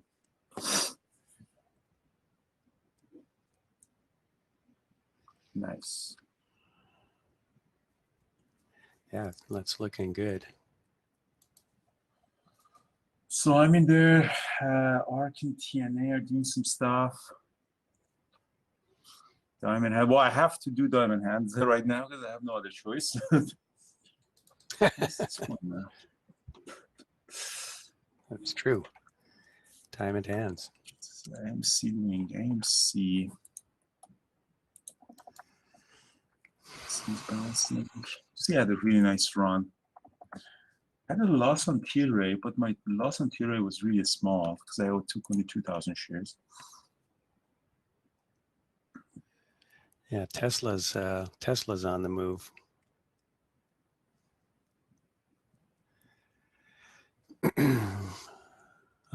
VRPX is halted too.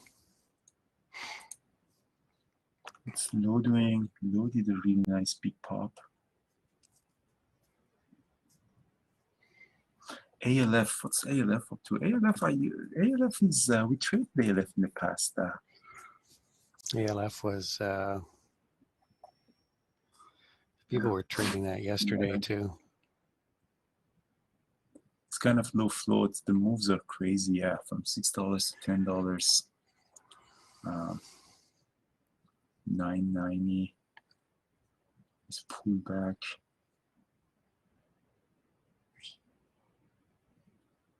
I think a small share size on ALF at 993 and it's pull back. And really more. Let's see if we can get pop above 10. At 990, 997. Let's see if you can hold this pop. Stop loss would be around 980.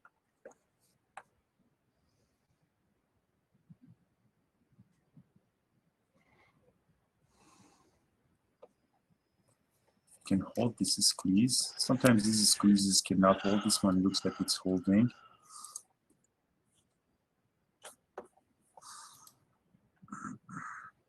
If you pop, we might go to 11. Long ALF a little bit at 990. Not a crazy size because this is not a stock that you really take a big size on it, but see if you can pop above. And this is the time that people are shorting, 5-minute chart is in there.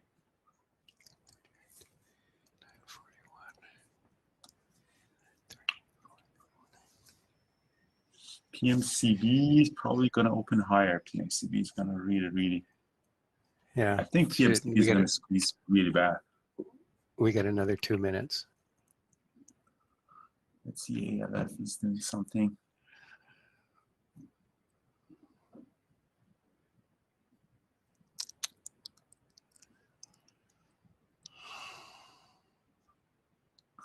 Tilray sold off.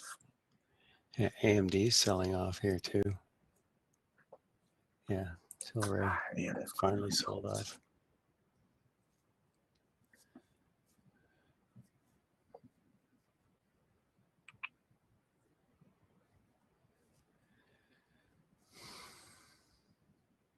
Still holding some ALF. See what it's going to do at the VWAP.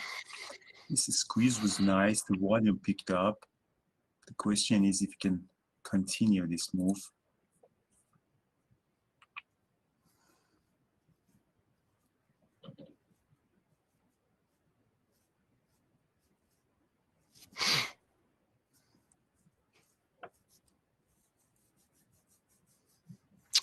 Well, I'm just sitting here. I'm just no other positions, just waiting for PMCB to open.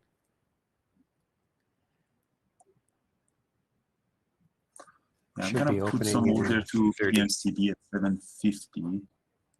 Yeah, there should be 750. should be 30 seconds from now. This ALF is gonna be garbage, so Yeah, I'm I'm gonna putting get out some of in at ALF. I stopped out on ALF. Let's see what PMCB is 7.7, 770.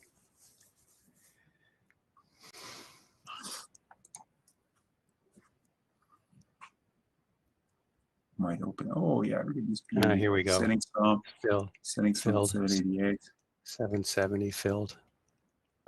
Damn it, that's really good. I'm gonna hold some. It's gonna go to 8. I'm gonna hold Yeah, some. it's going to 8. Beauty, beauty, beauty, beauty. Oh yeah, beauty. Damn, what a day.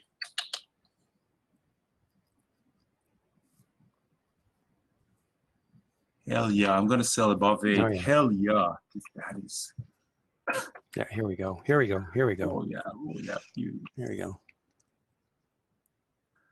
Oh yeah, there you beauty. go. Oh, it might go to 10. This one, the Yeah. way that is squeezing, might go to 10. I just sold a little more here. 7th or 8:30. Holy crap! It's awesome. My God, the coyotes are going crazy outside here. Your place or my place? My place. Oh, beauty. Look at that, 850. Yeah. Nice move. I had a really, really good day. That pop was awesome.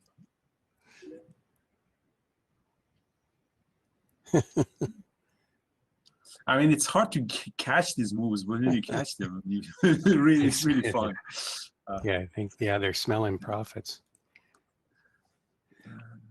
What is ALF? Did ALF eventually popped up? No. They're smelling the profits. Yeah. Spies pop moving up here. Oh, look at the VRPX is open, guys. If anybody's in that. Human VRPX? No, no. I live by a forest. We have real coyotes. VRPX is also interesting. What's the float on VRPX? I think it's a low float too. The low float on that is 2 million. VRPX long VRPX 2,000 shares just for fun. It's 2 million. Oh, yeah. I'm selling some at 35. Fuck, that's VRPX. You didn't know it pops up like that. Yeah, VRPX was in play yesterday. Yeah. Sold 1636. Wow. VRPX is really fun. That is really, really fun. VRPX. I got in at 33. I still have open order. No, don't for me. Above 36.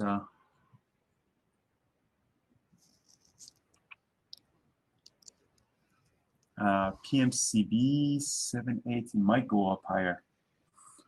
I'm getting out of VRPX at break-even point. I scalped it from 33 to 36. PMCB kind of.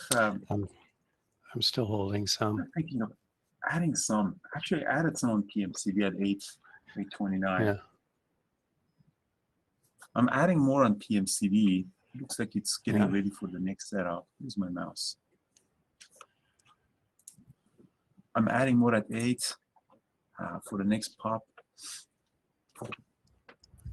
Let's see if you can hold the next one. My new average is at 780, which is not great.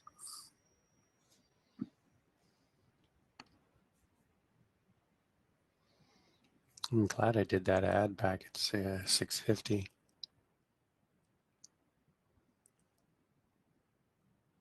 Tilray's just gone red on the day. Or no, it's not gone red on the day, but it's heading there. It's just dropped below the yesterday's high.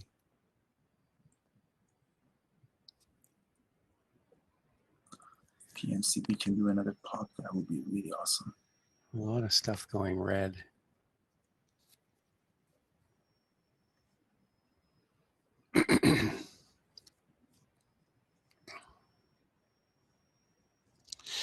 Yeah, PMCB looking good. Next pop, I added that 8.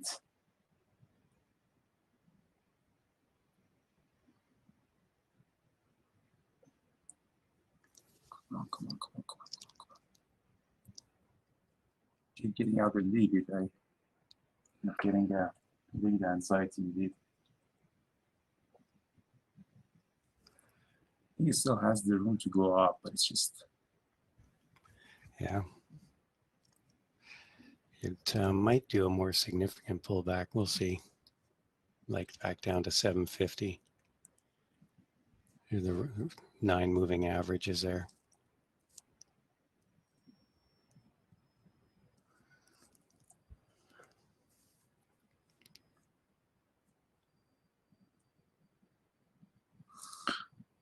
Still in there.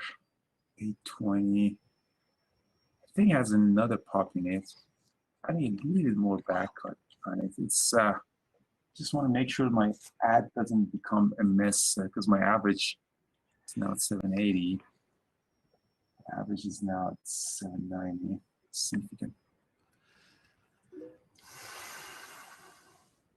JJ, I think they're pretty good. I mean, you should come to Friday crypto event by Jared. I mean, Jared is invested in Cardano. Ripple, I don't know about that blockchain, but Cardano is, there are some potentials for it as an asset, crypto asset.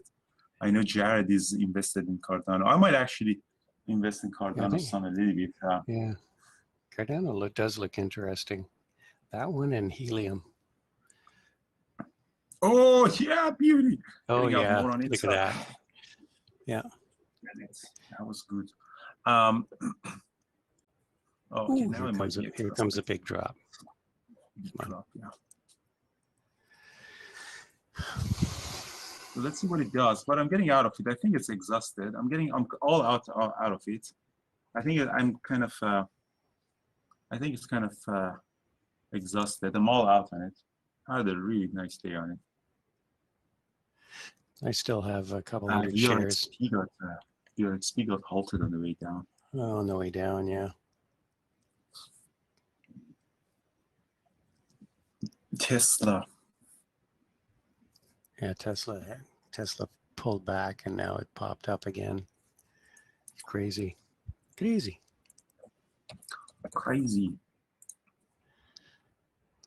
Yeah, that was a pretty big work on that last. It would be fun if Wall Street Bet jumps on Tesla and squeeze Dr. Berry. That would be really fun. Too many shares. The float? Tesla. Yeah, I think so. Yeah. Well, I don't know. I guess it's always possible. I mean, look at the number of shares on AMC. Well, here's the thing. If they just start that squeeze, I mean, the institutions are jumping on it. Yeah. And, that's true. And then when the blood comes, the sharks are coming. So you don't need to really do anything. Yeah. Yeah, I'm all out on PMCB. I had a really, really nice day on it. It's hard to trade these ones, but when you catch the move on it, it's really, really good. Tilray. What happened to Tilray? Yeah, I think it might be a little bit too early for Tilray reversal, to be honest. Might go red actually, Tilray.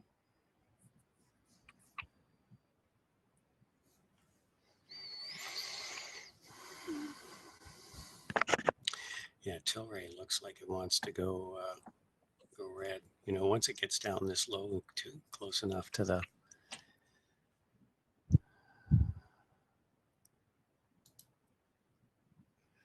I'm just gonna hold on to the rest of my PMCB and just see where it goes.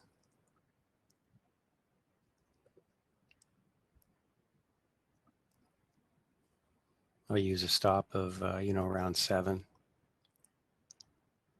Still, that's still a profitable, even with those shares, that's still profit. I always tend to sell these too early.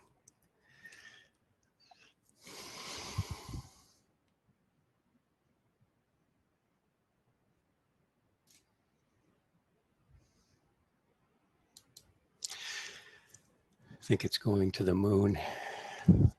PMCB 830 is holding, huh? Yeah. Oh There yeah, I goes think Tilray. this might stay active for all day. This might really go to 9, Yeah. 10. I just got short some Tilray at 1333, just because I think it's going to go right on the day. So I have diamond hands. I'm not gonna touch anything else.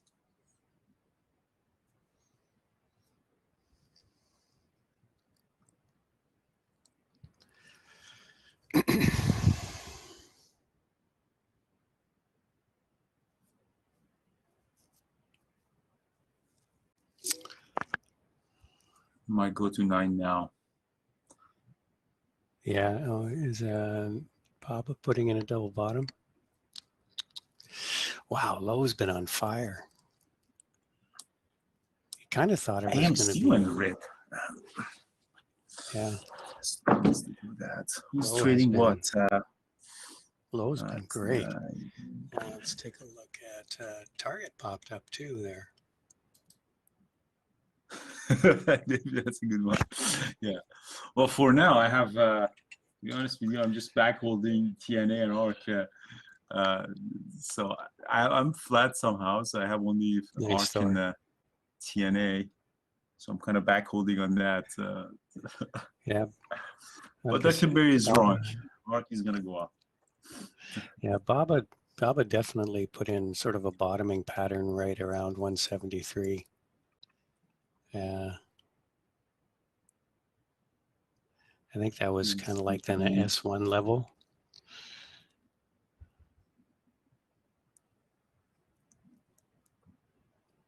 Oh, it's funny. PMCB, these breakouts are being bought back up. I mean, when it fails to break out, the drop is really being bought back up. It's really interesting. Yeah. I mean, like it tried to go to 850, couldn't, but the drop really bought back up.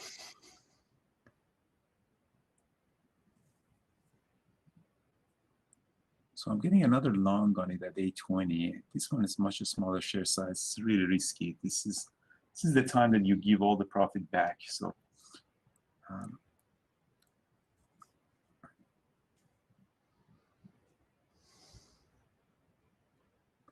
if you can make above 880, I might add more. But it looks like a Adding place to that my- really must look nice.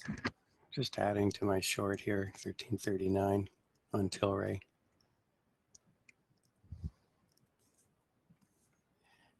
This is right at the 9 moving average is where I shorted it. So if it starts to go above that, I'll get out of the whole thing.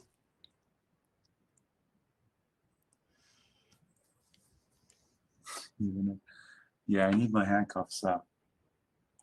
Let's see what it does. I mean, this is a small share size, so if I get stopped out, which I'm probably gonna get, I'm not gonna have to give a lot of profit back. But that's a really bad habit because that's exactly the time that you make a couple of really good trades and then you start giving it back, and then you get emotional. You get back in there, and that's a recipe for really the disaster here. Giving all your profits back. Back slowly. It's not gonna happen once, just slowly. Like you take a small share size, see that yeah, kind of expecting big drop there. Yeah. Got halted, I think. Just gonna cover some of that ad on Tilray in case it holds here at this S4 level. 1330.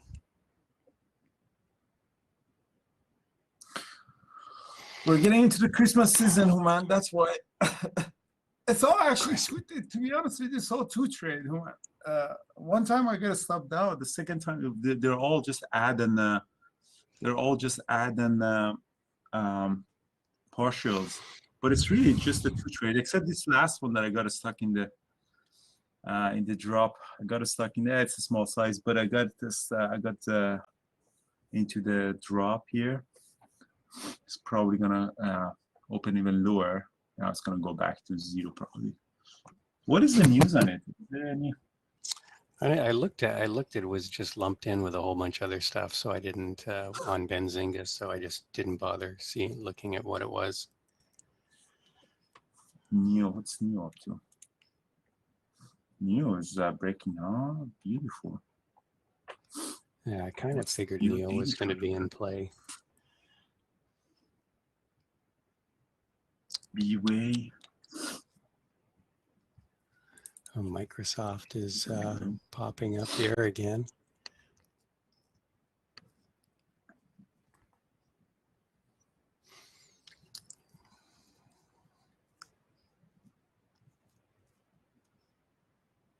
NEO is going to go through 39, I think.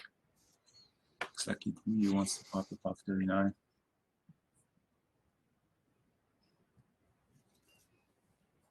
Yeah, I'm getting out of Tilray. That was a meh trade.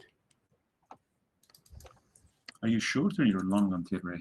I was short, and I shorted some more at the at 9 moving average, but it looks like it's putting in a higher low here. So I'm going to get out of it. Might even pop up here.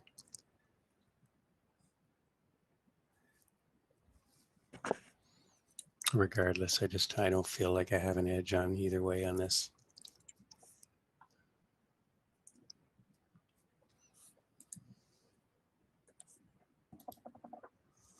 Except this PMCB that is gonna, I'm gonna get out of it at the halt.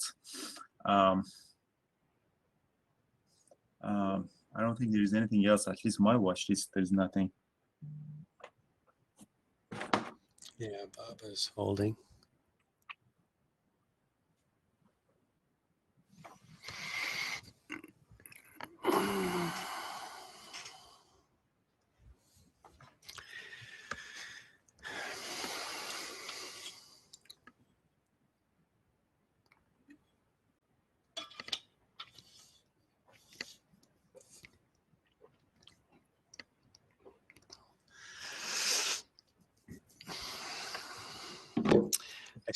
I think PMCB will get a bit of a pullback and a settling down, and then I'll bet you it'll be in play later too, later in the day. I'm sure PMCB is gonna probably become active. Yeah. Target.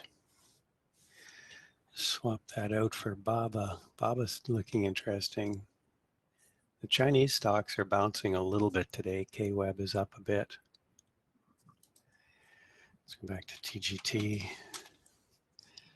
TGT's pulled back to the 9 moving average.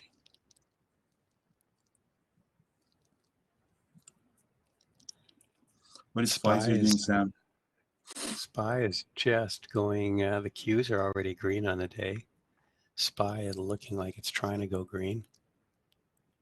Huh, Moderna's rolling over. What is Moderna doing? It was really active in the last couple of days, huh? Yeah, it popped up yesterday. I mean, 500. Oh, that's not good. Yeah. Moderna is, your battery's running low. Moderna was popping up on the news that everybody was going to need a booster. So that's why Pfizer and Moderna were. Andrew, get ready. PMCB is about to reopen. Oh, It looks perfect. like it's Thanks. going to open low. Thank God. We're gonna Thank God for much Peter. lower, yeah, I have only Yeah. a couple of thousand shares. It's not that bad. Yeah, look at One Pfizer second. rip. We open at 7:10. It looks like. Ah, fuck. There it is. Yeah, Here we go. See? yeah. Open at 7. I'm getting out of it completely. Yeah, I lost a little bit of money on it, but stupid trade. I gave a little bit of profit back on it, but it's just I'm all out on it. Yeah, I kind of knew it was gonna drop, but it's just I wanted to be part of history, which is a really bad idea, to be honest. I'm getting out Yeah, of the rest of but my 735. Yeah. Oh, you were still in there, you know? Yeah, I still had a couple hundred shares. I said I was going to hold it. Now I'm not. I decided not to. It's doing, what's ALF? ALF really never bounced. So TGT is still holding this 9 moving average. And I don't know where it's going to go. Shit. Tesla had a nice run. Pfizer's still going. Yeah, Tesla had a nice pop there. Popped at the open, bit of a pullback, and then broke out. I kind of figured Tesla would be good today, just because it's been really beaten up over the last 2 days, due for a bounce, and they got that event coming up tomorrow.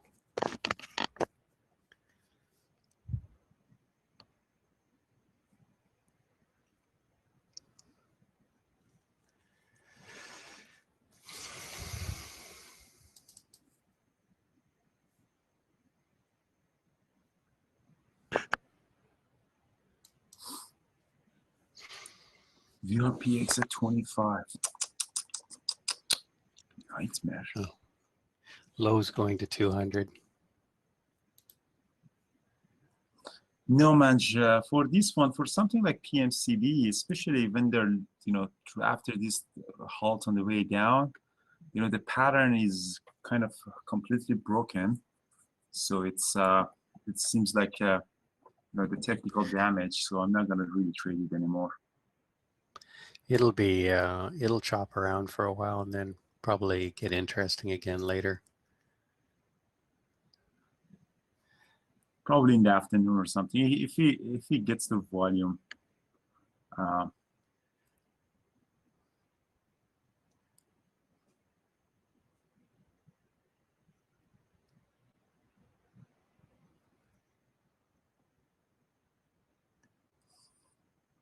Still waiting for low to go to 200.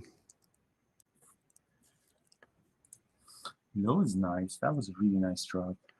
Yeah, that's crazy. Thor, what did you trade on? What did you trade? Target. Yeah, Target. He got a nice move on Target. Target had a nice comeback. Here we go. Come on.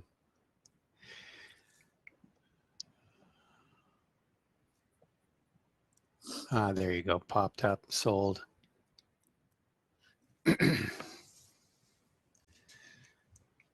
Oof.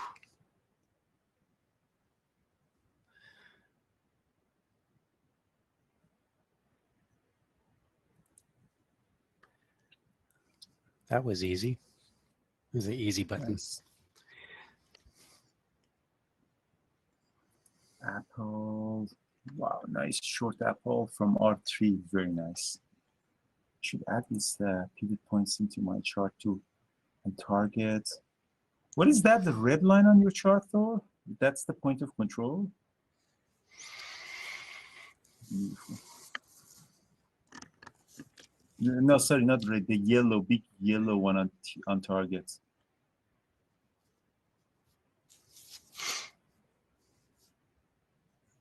Yeah, volume point of control. Yeah, very nice. Really nice. Really nice. So, fair value, perfect.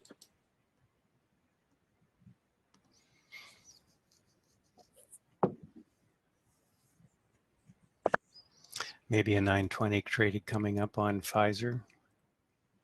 Pfizer.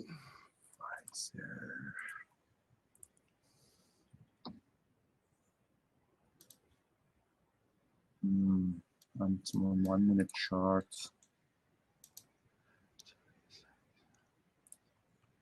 And 2 minute charts. Yeah, potential on that.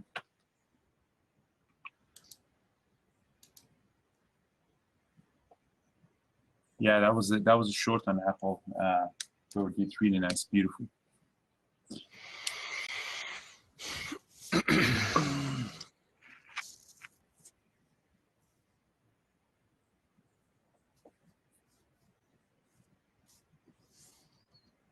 Just waiting at 50.77 for Pfizer for an entry. The 920 trade potential, yeah. No, don't know if it's going to get there. This drop on 5 minute chart is a little bit big, but let's get a 920 trade. I had a pretty good day, so I can do a 923. Yeah, look at PC. I can lose a little bit PMCB. more. I had a really good day, so I can lose a little bit more. The PMCB is coming back up. Yeah, I don't know. We'll see. Let's see if it's going to drop here.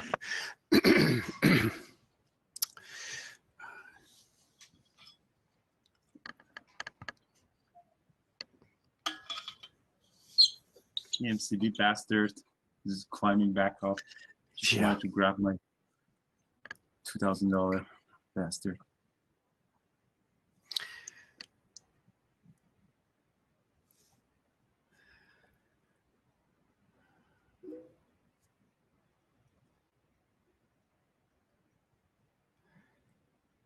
Here we go.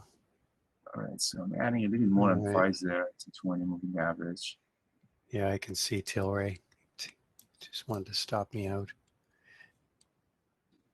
Doing 923 on Pfizer. Yeah, so I got to fill at 77. Any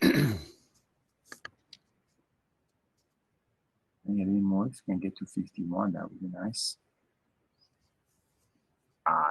Look at look at that. That low was 50.76.5. See, that 77 is magic. Yeah. See if you can get to 51. I don't think we can get to. Yes, I don't know. High of the day. I'm gonna go up here. Yeah, I'm gonna sell some at 95. If it gets there. Let me see if we can get to 51. My average is at 50.81. Come on, 51. Yeah. Here we go. Sold some 50, 95. Here we go. 51. All right. Sold more.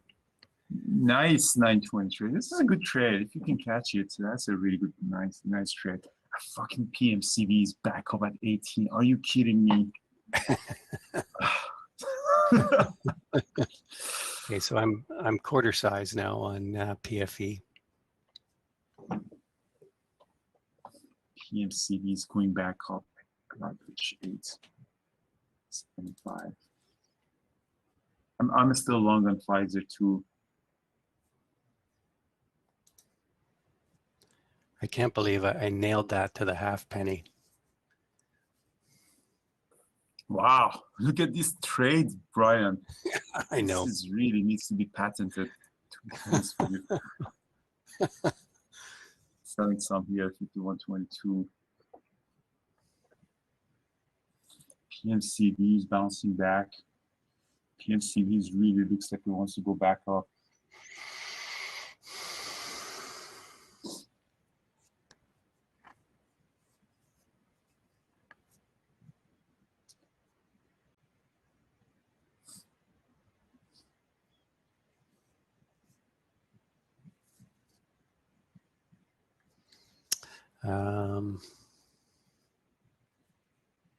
Yeah, it was sort of. It dropped to the VWAP, which was pretty much where the 20 moving average was on PMCB, and it bounced off the VWAP. See, I should have held those shares. Why didn't I sell them? Oh well.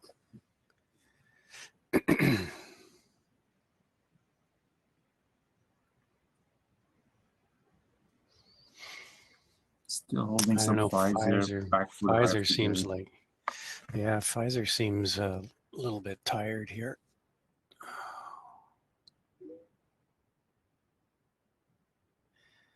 $5.5. PMCB. I mean, don't judge me, but I got back in PMCB at 8.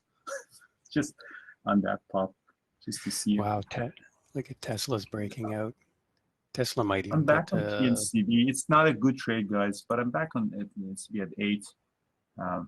Yeah, I'm not going to chase it there. At 8.50.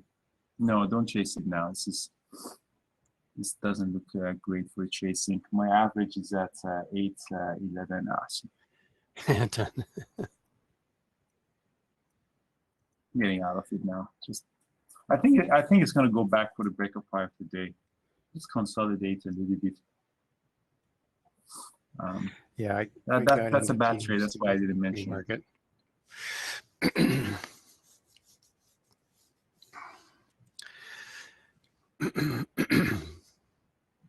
I'm I'm all out of PFE, Pfizer, just because we're back up at R4. No, wait a They minute. had I'm still feelings we're advisor. gonna slow. How's it doing? No, wait. I'm still advisor. No, I'm still in there. No, I'm still in there. I still have a little shares. TGT is a nice bounce off the 9 moving average there. Wow. I think Pfizer is going to go for the break of high of the day. I'm still holding on Pfizer.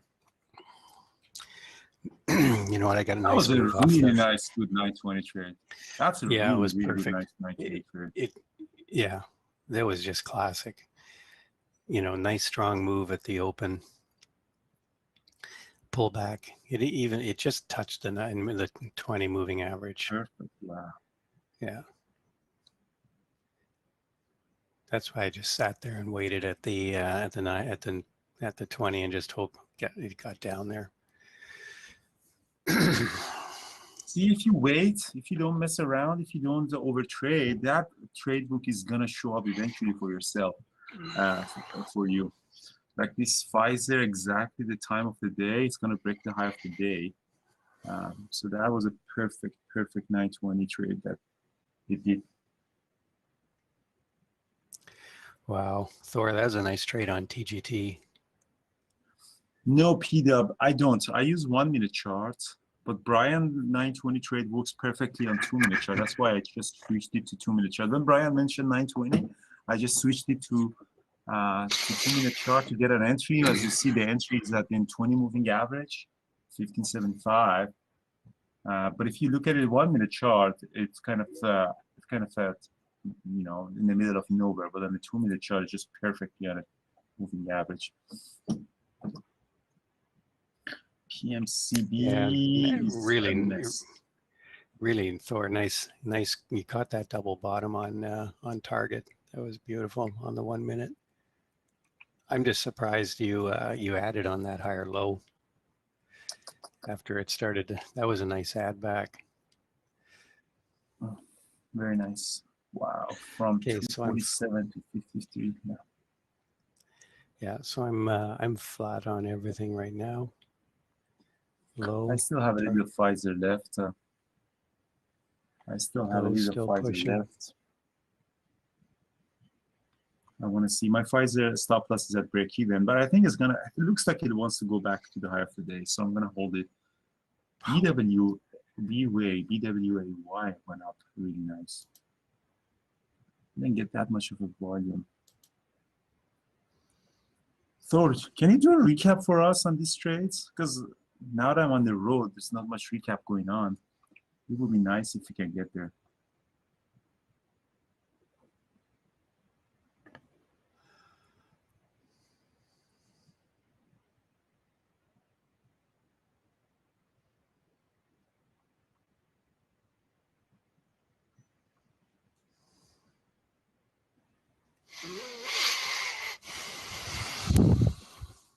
Perfect. Thanks, Thor. Yeah, appreciate that. When I'm getting into the road, it's a little bit hard. Probably I can do a recap today, but tomorrow I should be able to do that as well. Trading.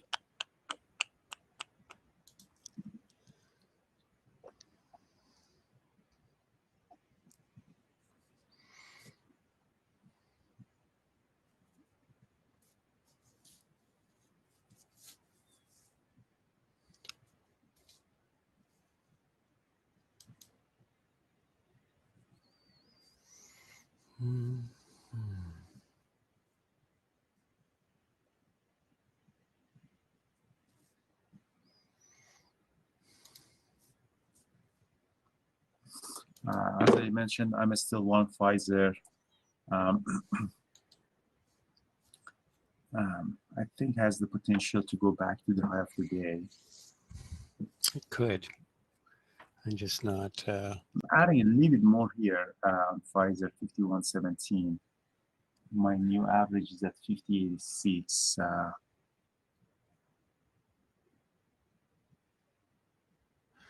Yeah, it's making a bit of a pennant here. So maybe it's going to break to the upside. I think has the potential for the 5150. PMCV is doing nothing. That's garbage. TNA on the back holder. IWM. Oh yeah, beauty. Look at the Pfizer one. Yeah, Pfizer's breaking out of the pennant to the upside. So yeah, maybe there's more upside there. TGT is breaking out again, another high. Same with lows. SPY popped up. Wow.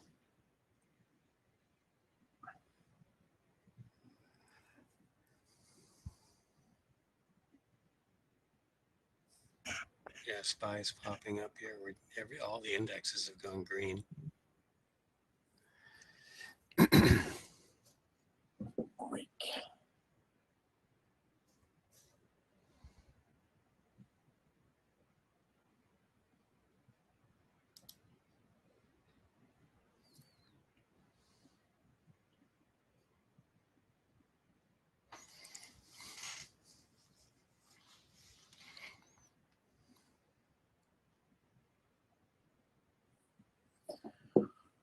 Pfizer, high of the day is at 51.49. I'm going to get to 51.50.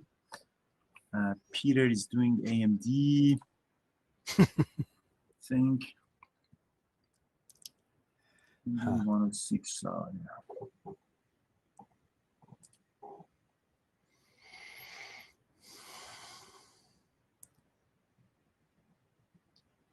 Let's see how much, what's the other account doing?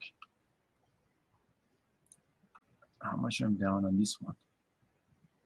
Not much, 23,000, not much.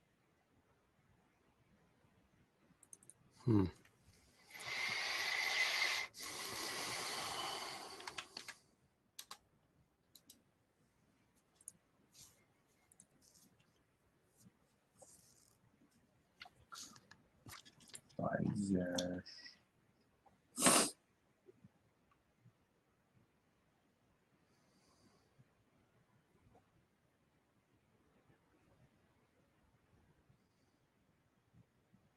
Time to shave.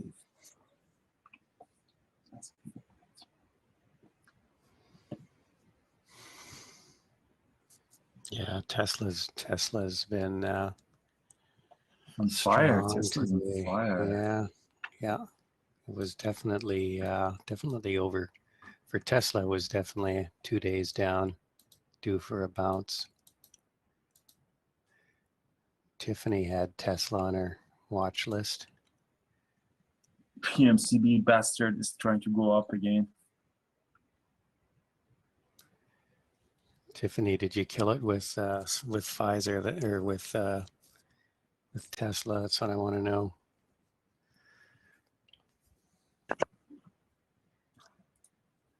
Come on, Pfizer, go for the break of high of the day.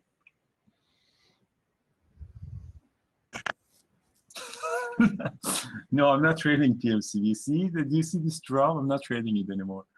I had a loss on it, and then I made a really good back. I'm just done with it. But I made really good profit on it. So Pfizer 52, huh? I think. All right.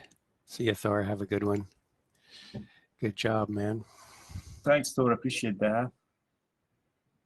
Thanks for holding the line. Thanks for covering for the open, guys. When I was gone. X certainly has been great, hasn't it? It's had a good day today. I'm looking at AA, which Alcoa hasn't had as good a day. Pfizer became parabolic. The Pfizer's daily chart is parabolic. Yeah, it's funny how Pfizer's not usually, it's an NYSE stock. It's not usually. Yeah, look at that daily too. It's just taken off. The daily chart on Pfizer. Yeah, the entry amazing. was amazing on Pfizer. It's 920 trade of Brian.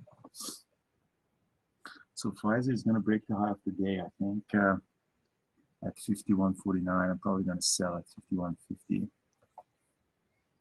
I'm just amazed at the daily chart is just incredible. Is Look at YouTube still Pfizer. running? YouTube is still running?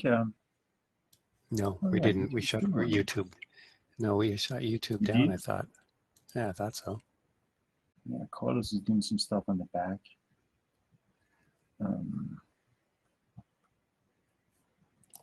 YouTube is still live. Oh, perfect. Oh, Thanks. okay. Is the how does he does the sound? Do you guys hear us on YouTube? Oh yeah, you can hear Magic. us. Interesting. Yeah, low is just on fire. It just keeps grinding higher. Every time, a couple times it's gotten by the 9 moving average on the 2-minute chart, it just rockets off it. Look at TGT too. Crazy.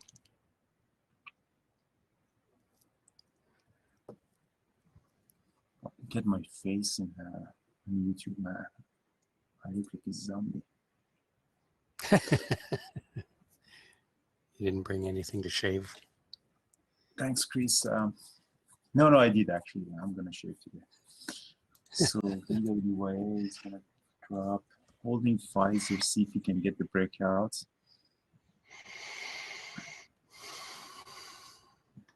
Yeah, Carlos.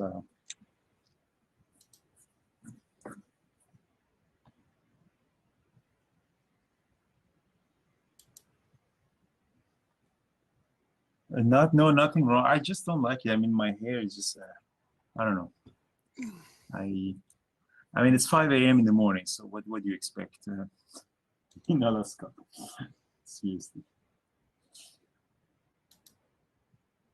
Okay, so Pfizer is going to go for the breakup high of the day. I added more at 51.30. That's a nice trade based on the trade book.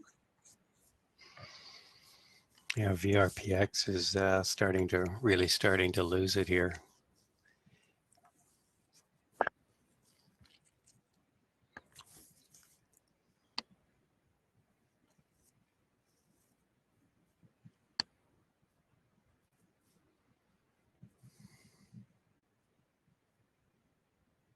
Come on, Pfizer. You can break the high of the day.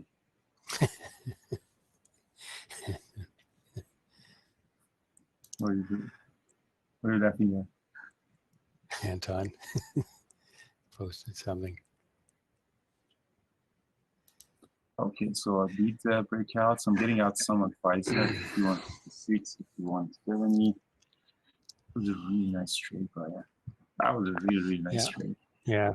I believe we got $1 out of Pfizer. I can't believe that. It's nice in stocks. Usually, if you get 20 cents, you gotta be really happy. No kidding. Yeah, VRPX is just. Today break trade for you. No, that's that's a 920 trade, John. I added more at 51.30. Never high of the day breakout, John. Just kidding. It's amazing that how John adopted one strategy for him, and it's just, he doesn't get the FOMO and he just trades his own trade book, and that was it. The initial entry for me was 50.75. So as you see on a 2-minute chart, that was the initial entry for me at 50.75 when it hit the 9 moving average. Sometimes you gotta jump in a little bit early because you may not really get the exact entry. And then I added at 51.13.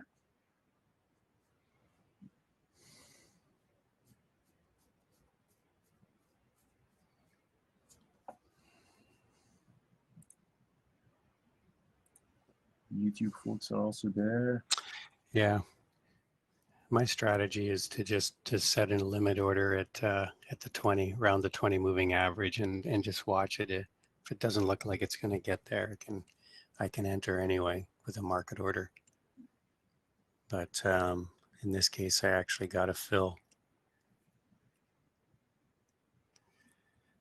Tilray is looking like it's going to go. Nice, John. Looking like it's going to go red on the day now. like a mess, T-Ray. I don't know why. Yeah. Like garbage. Yeah, it didn't trade very well. Really, well, it sold right off at the open. That was a nice, well, it was basically a lead balloon trade. So I'm watching low and target. Now they've both lost a 9 moving average. So we could get a pullback. Low could head back to 200. Again, another Anton, I 923. personally don't put the order, but sometimes you can. Like for example, in PMCB in the first halt, and it was obvious that it's going to hit 8, so you can potentially put your, orders above 8 or something. Garbage is going to go back. Oh, I think PMCB is going to go break the 9 today, or even 10. It's going to run up to. It just trades like a garbage, but it has really hold the volume. And I think it's going to go above 850 soon, and it's going to break out. It's just a matter of who dares to trade it, really. Baba's dropping again.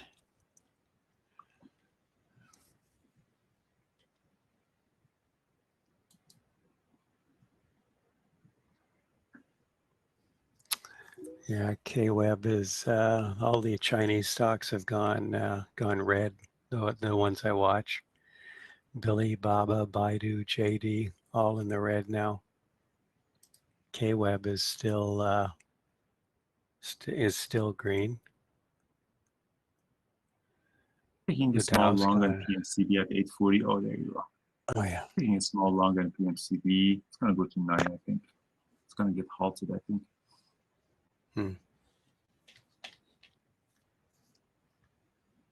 Still have some Pfizer. Got to get halted. It got Pfizer. halted. Yeah. It is halted. I'm back long in there. Yeah, no kidding.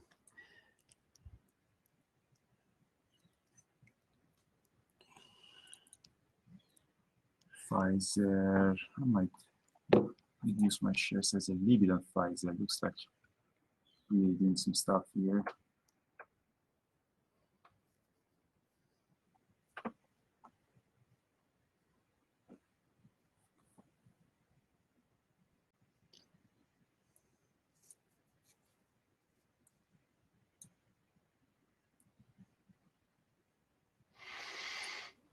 I told you PMCB is going to go up. It's just, it was written in stone for me that it's going to go back up. But trading it is hard. It's going to go, this one, it might go up to 10. Yeah, I don't know. I just, you know, the Chinese government just doesn't care, I don't think, about U.S. stock prices. I mean, they just think it's all the companies there are just a public good. Wow, X is just grinding higher. Just nothing, just keeps going. Nucor must be doing well too.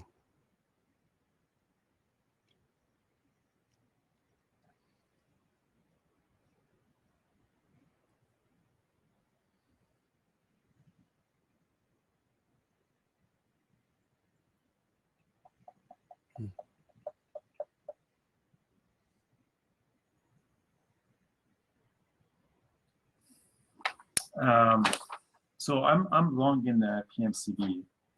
I'm also long Pfizer. I'm back holding ARC. So this is my open positions right now. I'm holding Pfizer, PMCB, a little bit of back holding on ARC, and a little bit of on TNA. See, PMCB I have at 854, and Pfizer at 1574. Let's see if we can get a very nice move up there.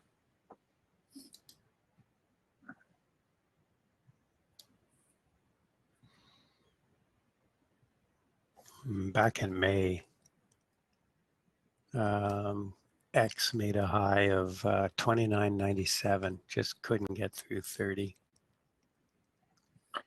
So Green Gene, there's nothing wrong with you. I think you have to stick to your criteria of the trade book. So your long at 392 was really nice. You didn't get a stopped out on the pullback. Why did you get out at 393 and 394? Why? I mean, it hasn't hit your stop loss. You got to be patient on that. You got to trust your trade book.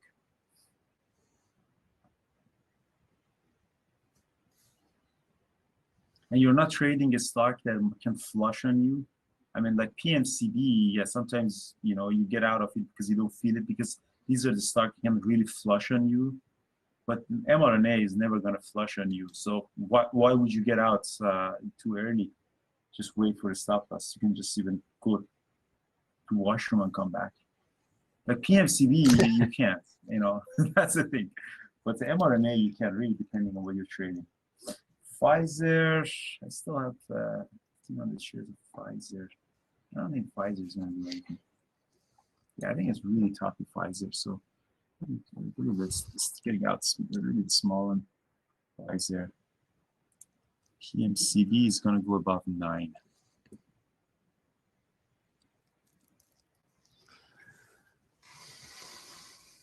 That would be fun if you can get above 9 on it.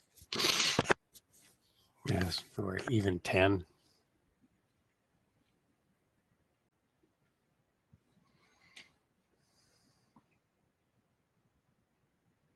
BTBT. Let's take a look at BTBT. No volume, nothing. Stay away from it. It's garbage. No order flow, no volume. Why would anyone be in there? Yeah, adding on PMCB. Let's see. I have 6,000 shares on PMCB. So it opened. Let's see if we can get above 9. Yeah. Nice, 9. nice trade on. Yeah, no, I'm not Tesla. gonna add it. I'm not gonna add on it, but it might go to 10. To be honest with you, this one, the way that it's running up. Nice trade on that breakout, Sean. Yeah, Tesla really did, you know, had a nice open and then it really pulled back hard. Yeah, this one's gonna go to 10. I see, and then you took the breakout on that.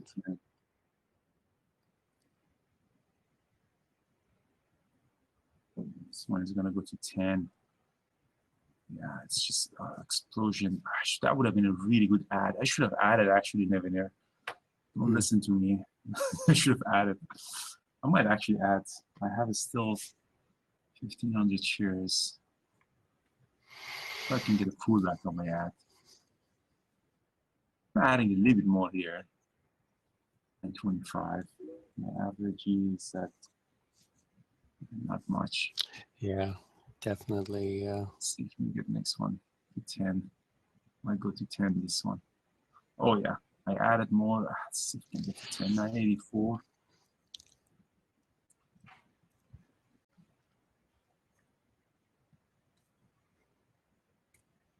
Yeah, I added kind of late. I should have added right around 9, but let's see. 949. It might pop to 10. No. It's pretty extended right now. I know. It's really, really extended.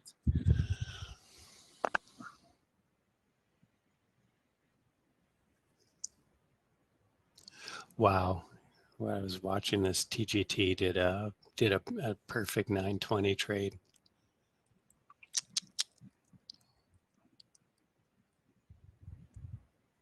Too late for that.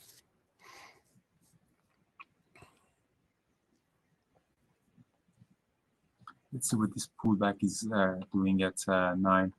My average is at 9. So after this ad, my average kind of got messed up. So I'm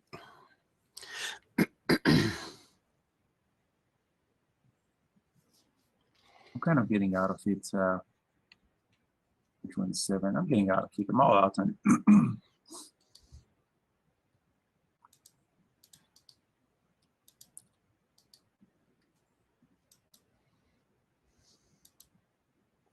Handcuffs, Mike J. Handcuff.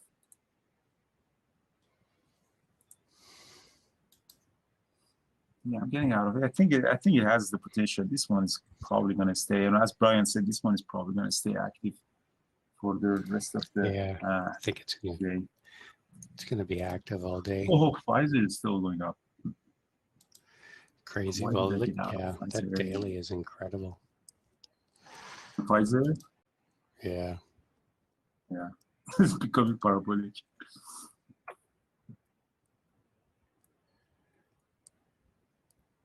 Yeah, if you look at VRPX, look at VRPX yesterday, big pop, 10 o'clock, and then it kind of chopped around for an hour, 2 hours, and then it just took off again. VRPX and then it ripped, and then VRPX again ripped into the close yesterday, I should say. And it continued into the aftermarket. Yeah, PMCB is really dangerous now, right now. Really dangerous. What have we done for volume? It's got a 1.5 million float, and it's traded 102 million shares. The float is 1.5? Yeah. And it's traded 102 million shares. Yeah, Plug was strong yesterday, and it's a disaster today, or at least it was when I looked at it. Hood. Let's take a look at Hood. The Hood. PLTR is on fire. PLTR. Well, because Cathy Wood added more PLTR. Palantir. It's Cathy Wood buying. What does Palantir do? They're a data management company. Data management company. No. Thanks, Will. Added gold, yeah. They have $2 billion cash. So, I mean, here's the problem with these public companies that they have so much cash, they don't want to hold cash. They want some assets. Yeah, it was funny. I was reading about that. Palantir actually, they didn't buy like a gold ETF, like holding the gold. They actually bought gold bars, which is kind of bizarre.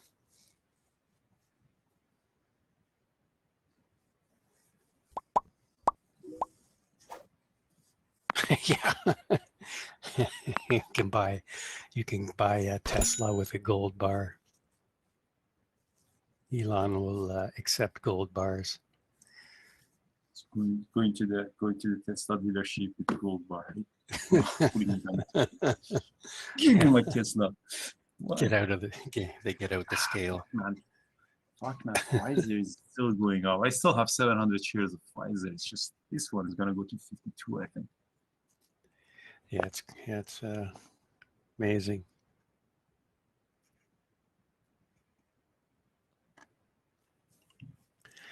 No, Hood's not really a good 920 trade. I mean, it had a nice pop at the open, or at least 15 minutes into the open. But to have a nice 920 trade, you need a move like what we were playing with Pfizer, where you had a nice strong, steady open. And a nice strong, steady climb up, not sort of erratic trading like Hood was.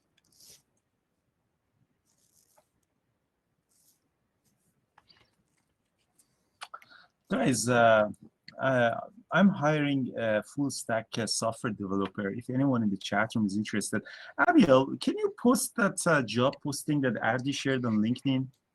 If anyone is interested in working with Peak Capital, full stack developer, you're interested in coming to Vancouver or anyone, feel free to apply. Abiel, if you can go to my LinkedIn or Ardi's LinkedIn, he posted the job posting. we're adding some really, really cool features to Peak Capital and Variable Traders. What development language? To be honest with you, it's mostly based. Actually, I don't know. I should know. Pedro and Pejman are hiring, but CSS, a little bit of Python, and just working with the APIs. I think it's what is it? The language that APIs have for rates. What was that? REST. Yeah, REST. Thanks, Sydney. Yeah, REST. X is just not given any kind of a pullback at all, except just to touch the 9 moving average a few times.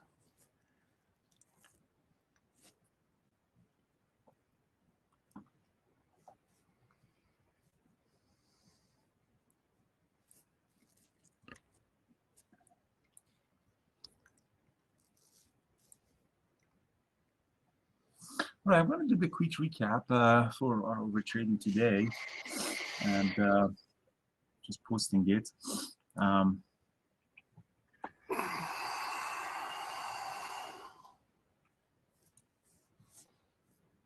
Microphone, headset. Hello. I can hear you. No.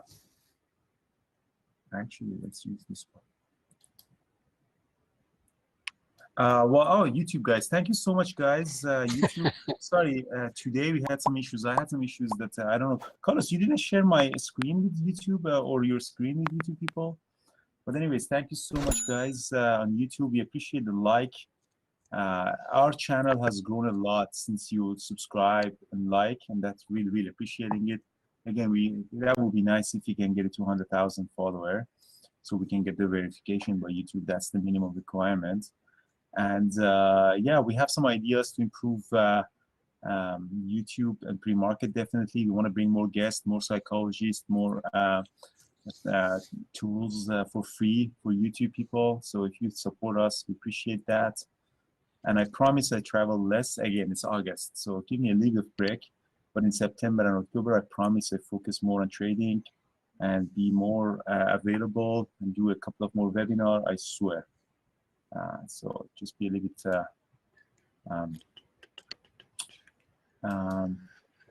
Okay, so let's do the recap. Come on.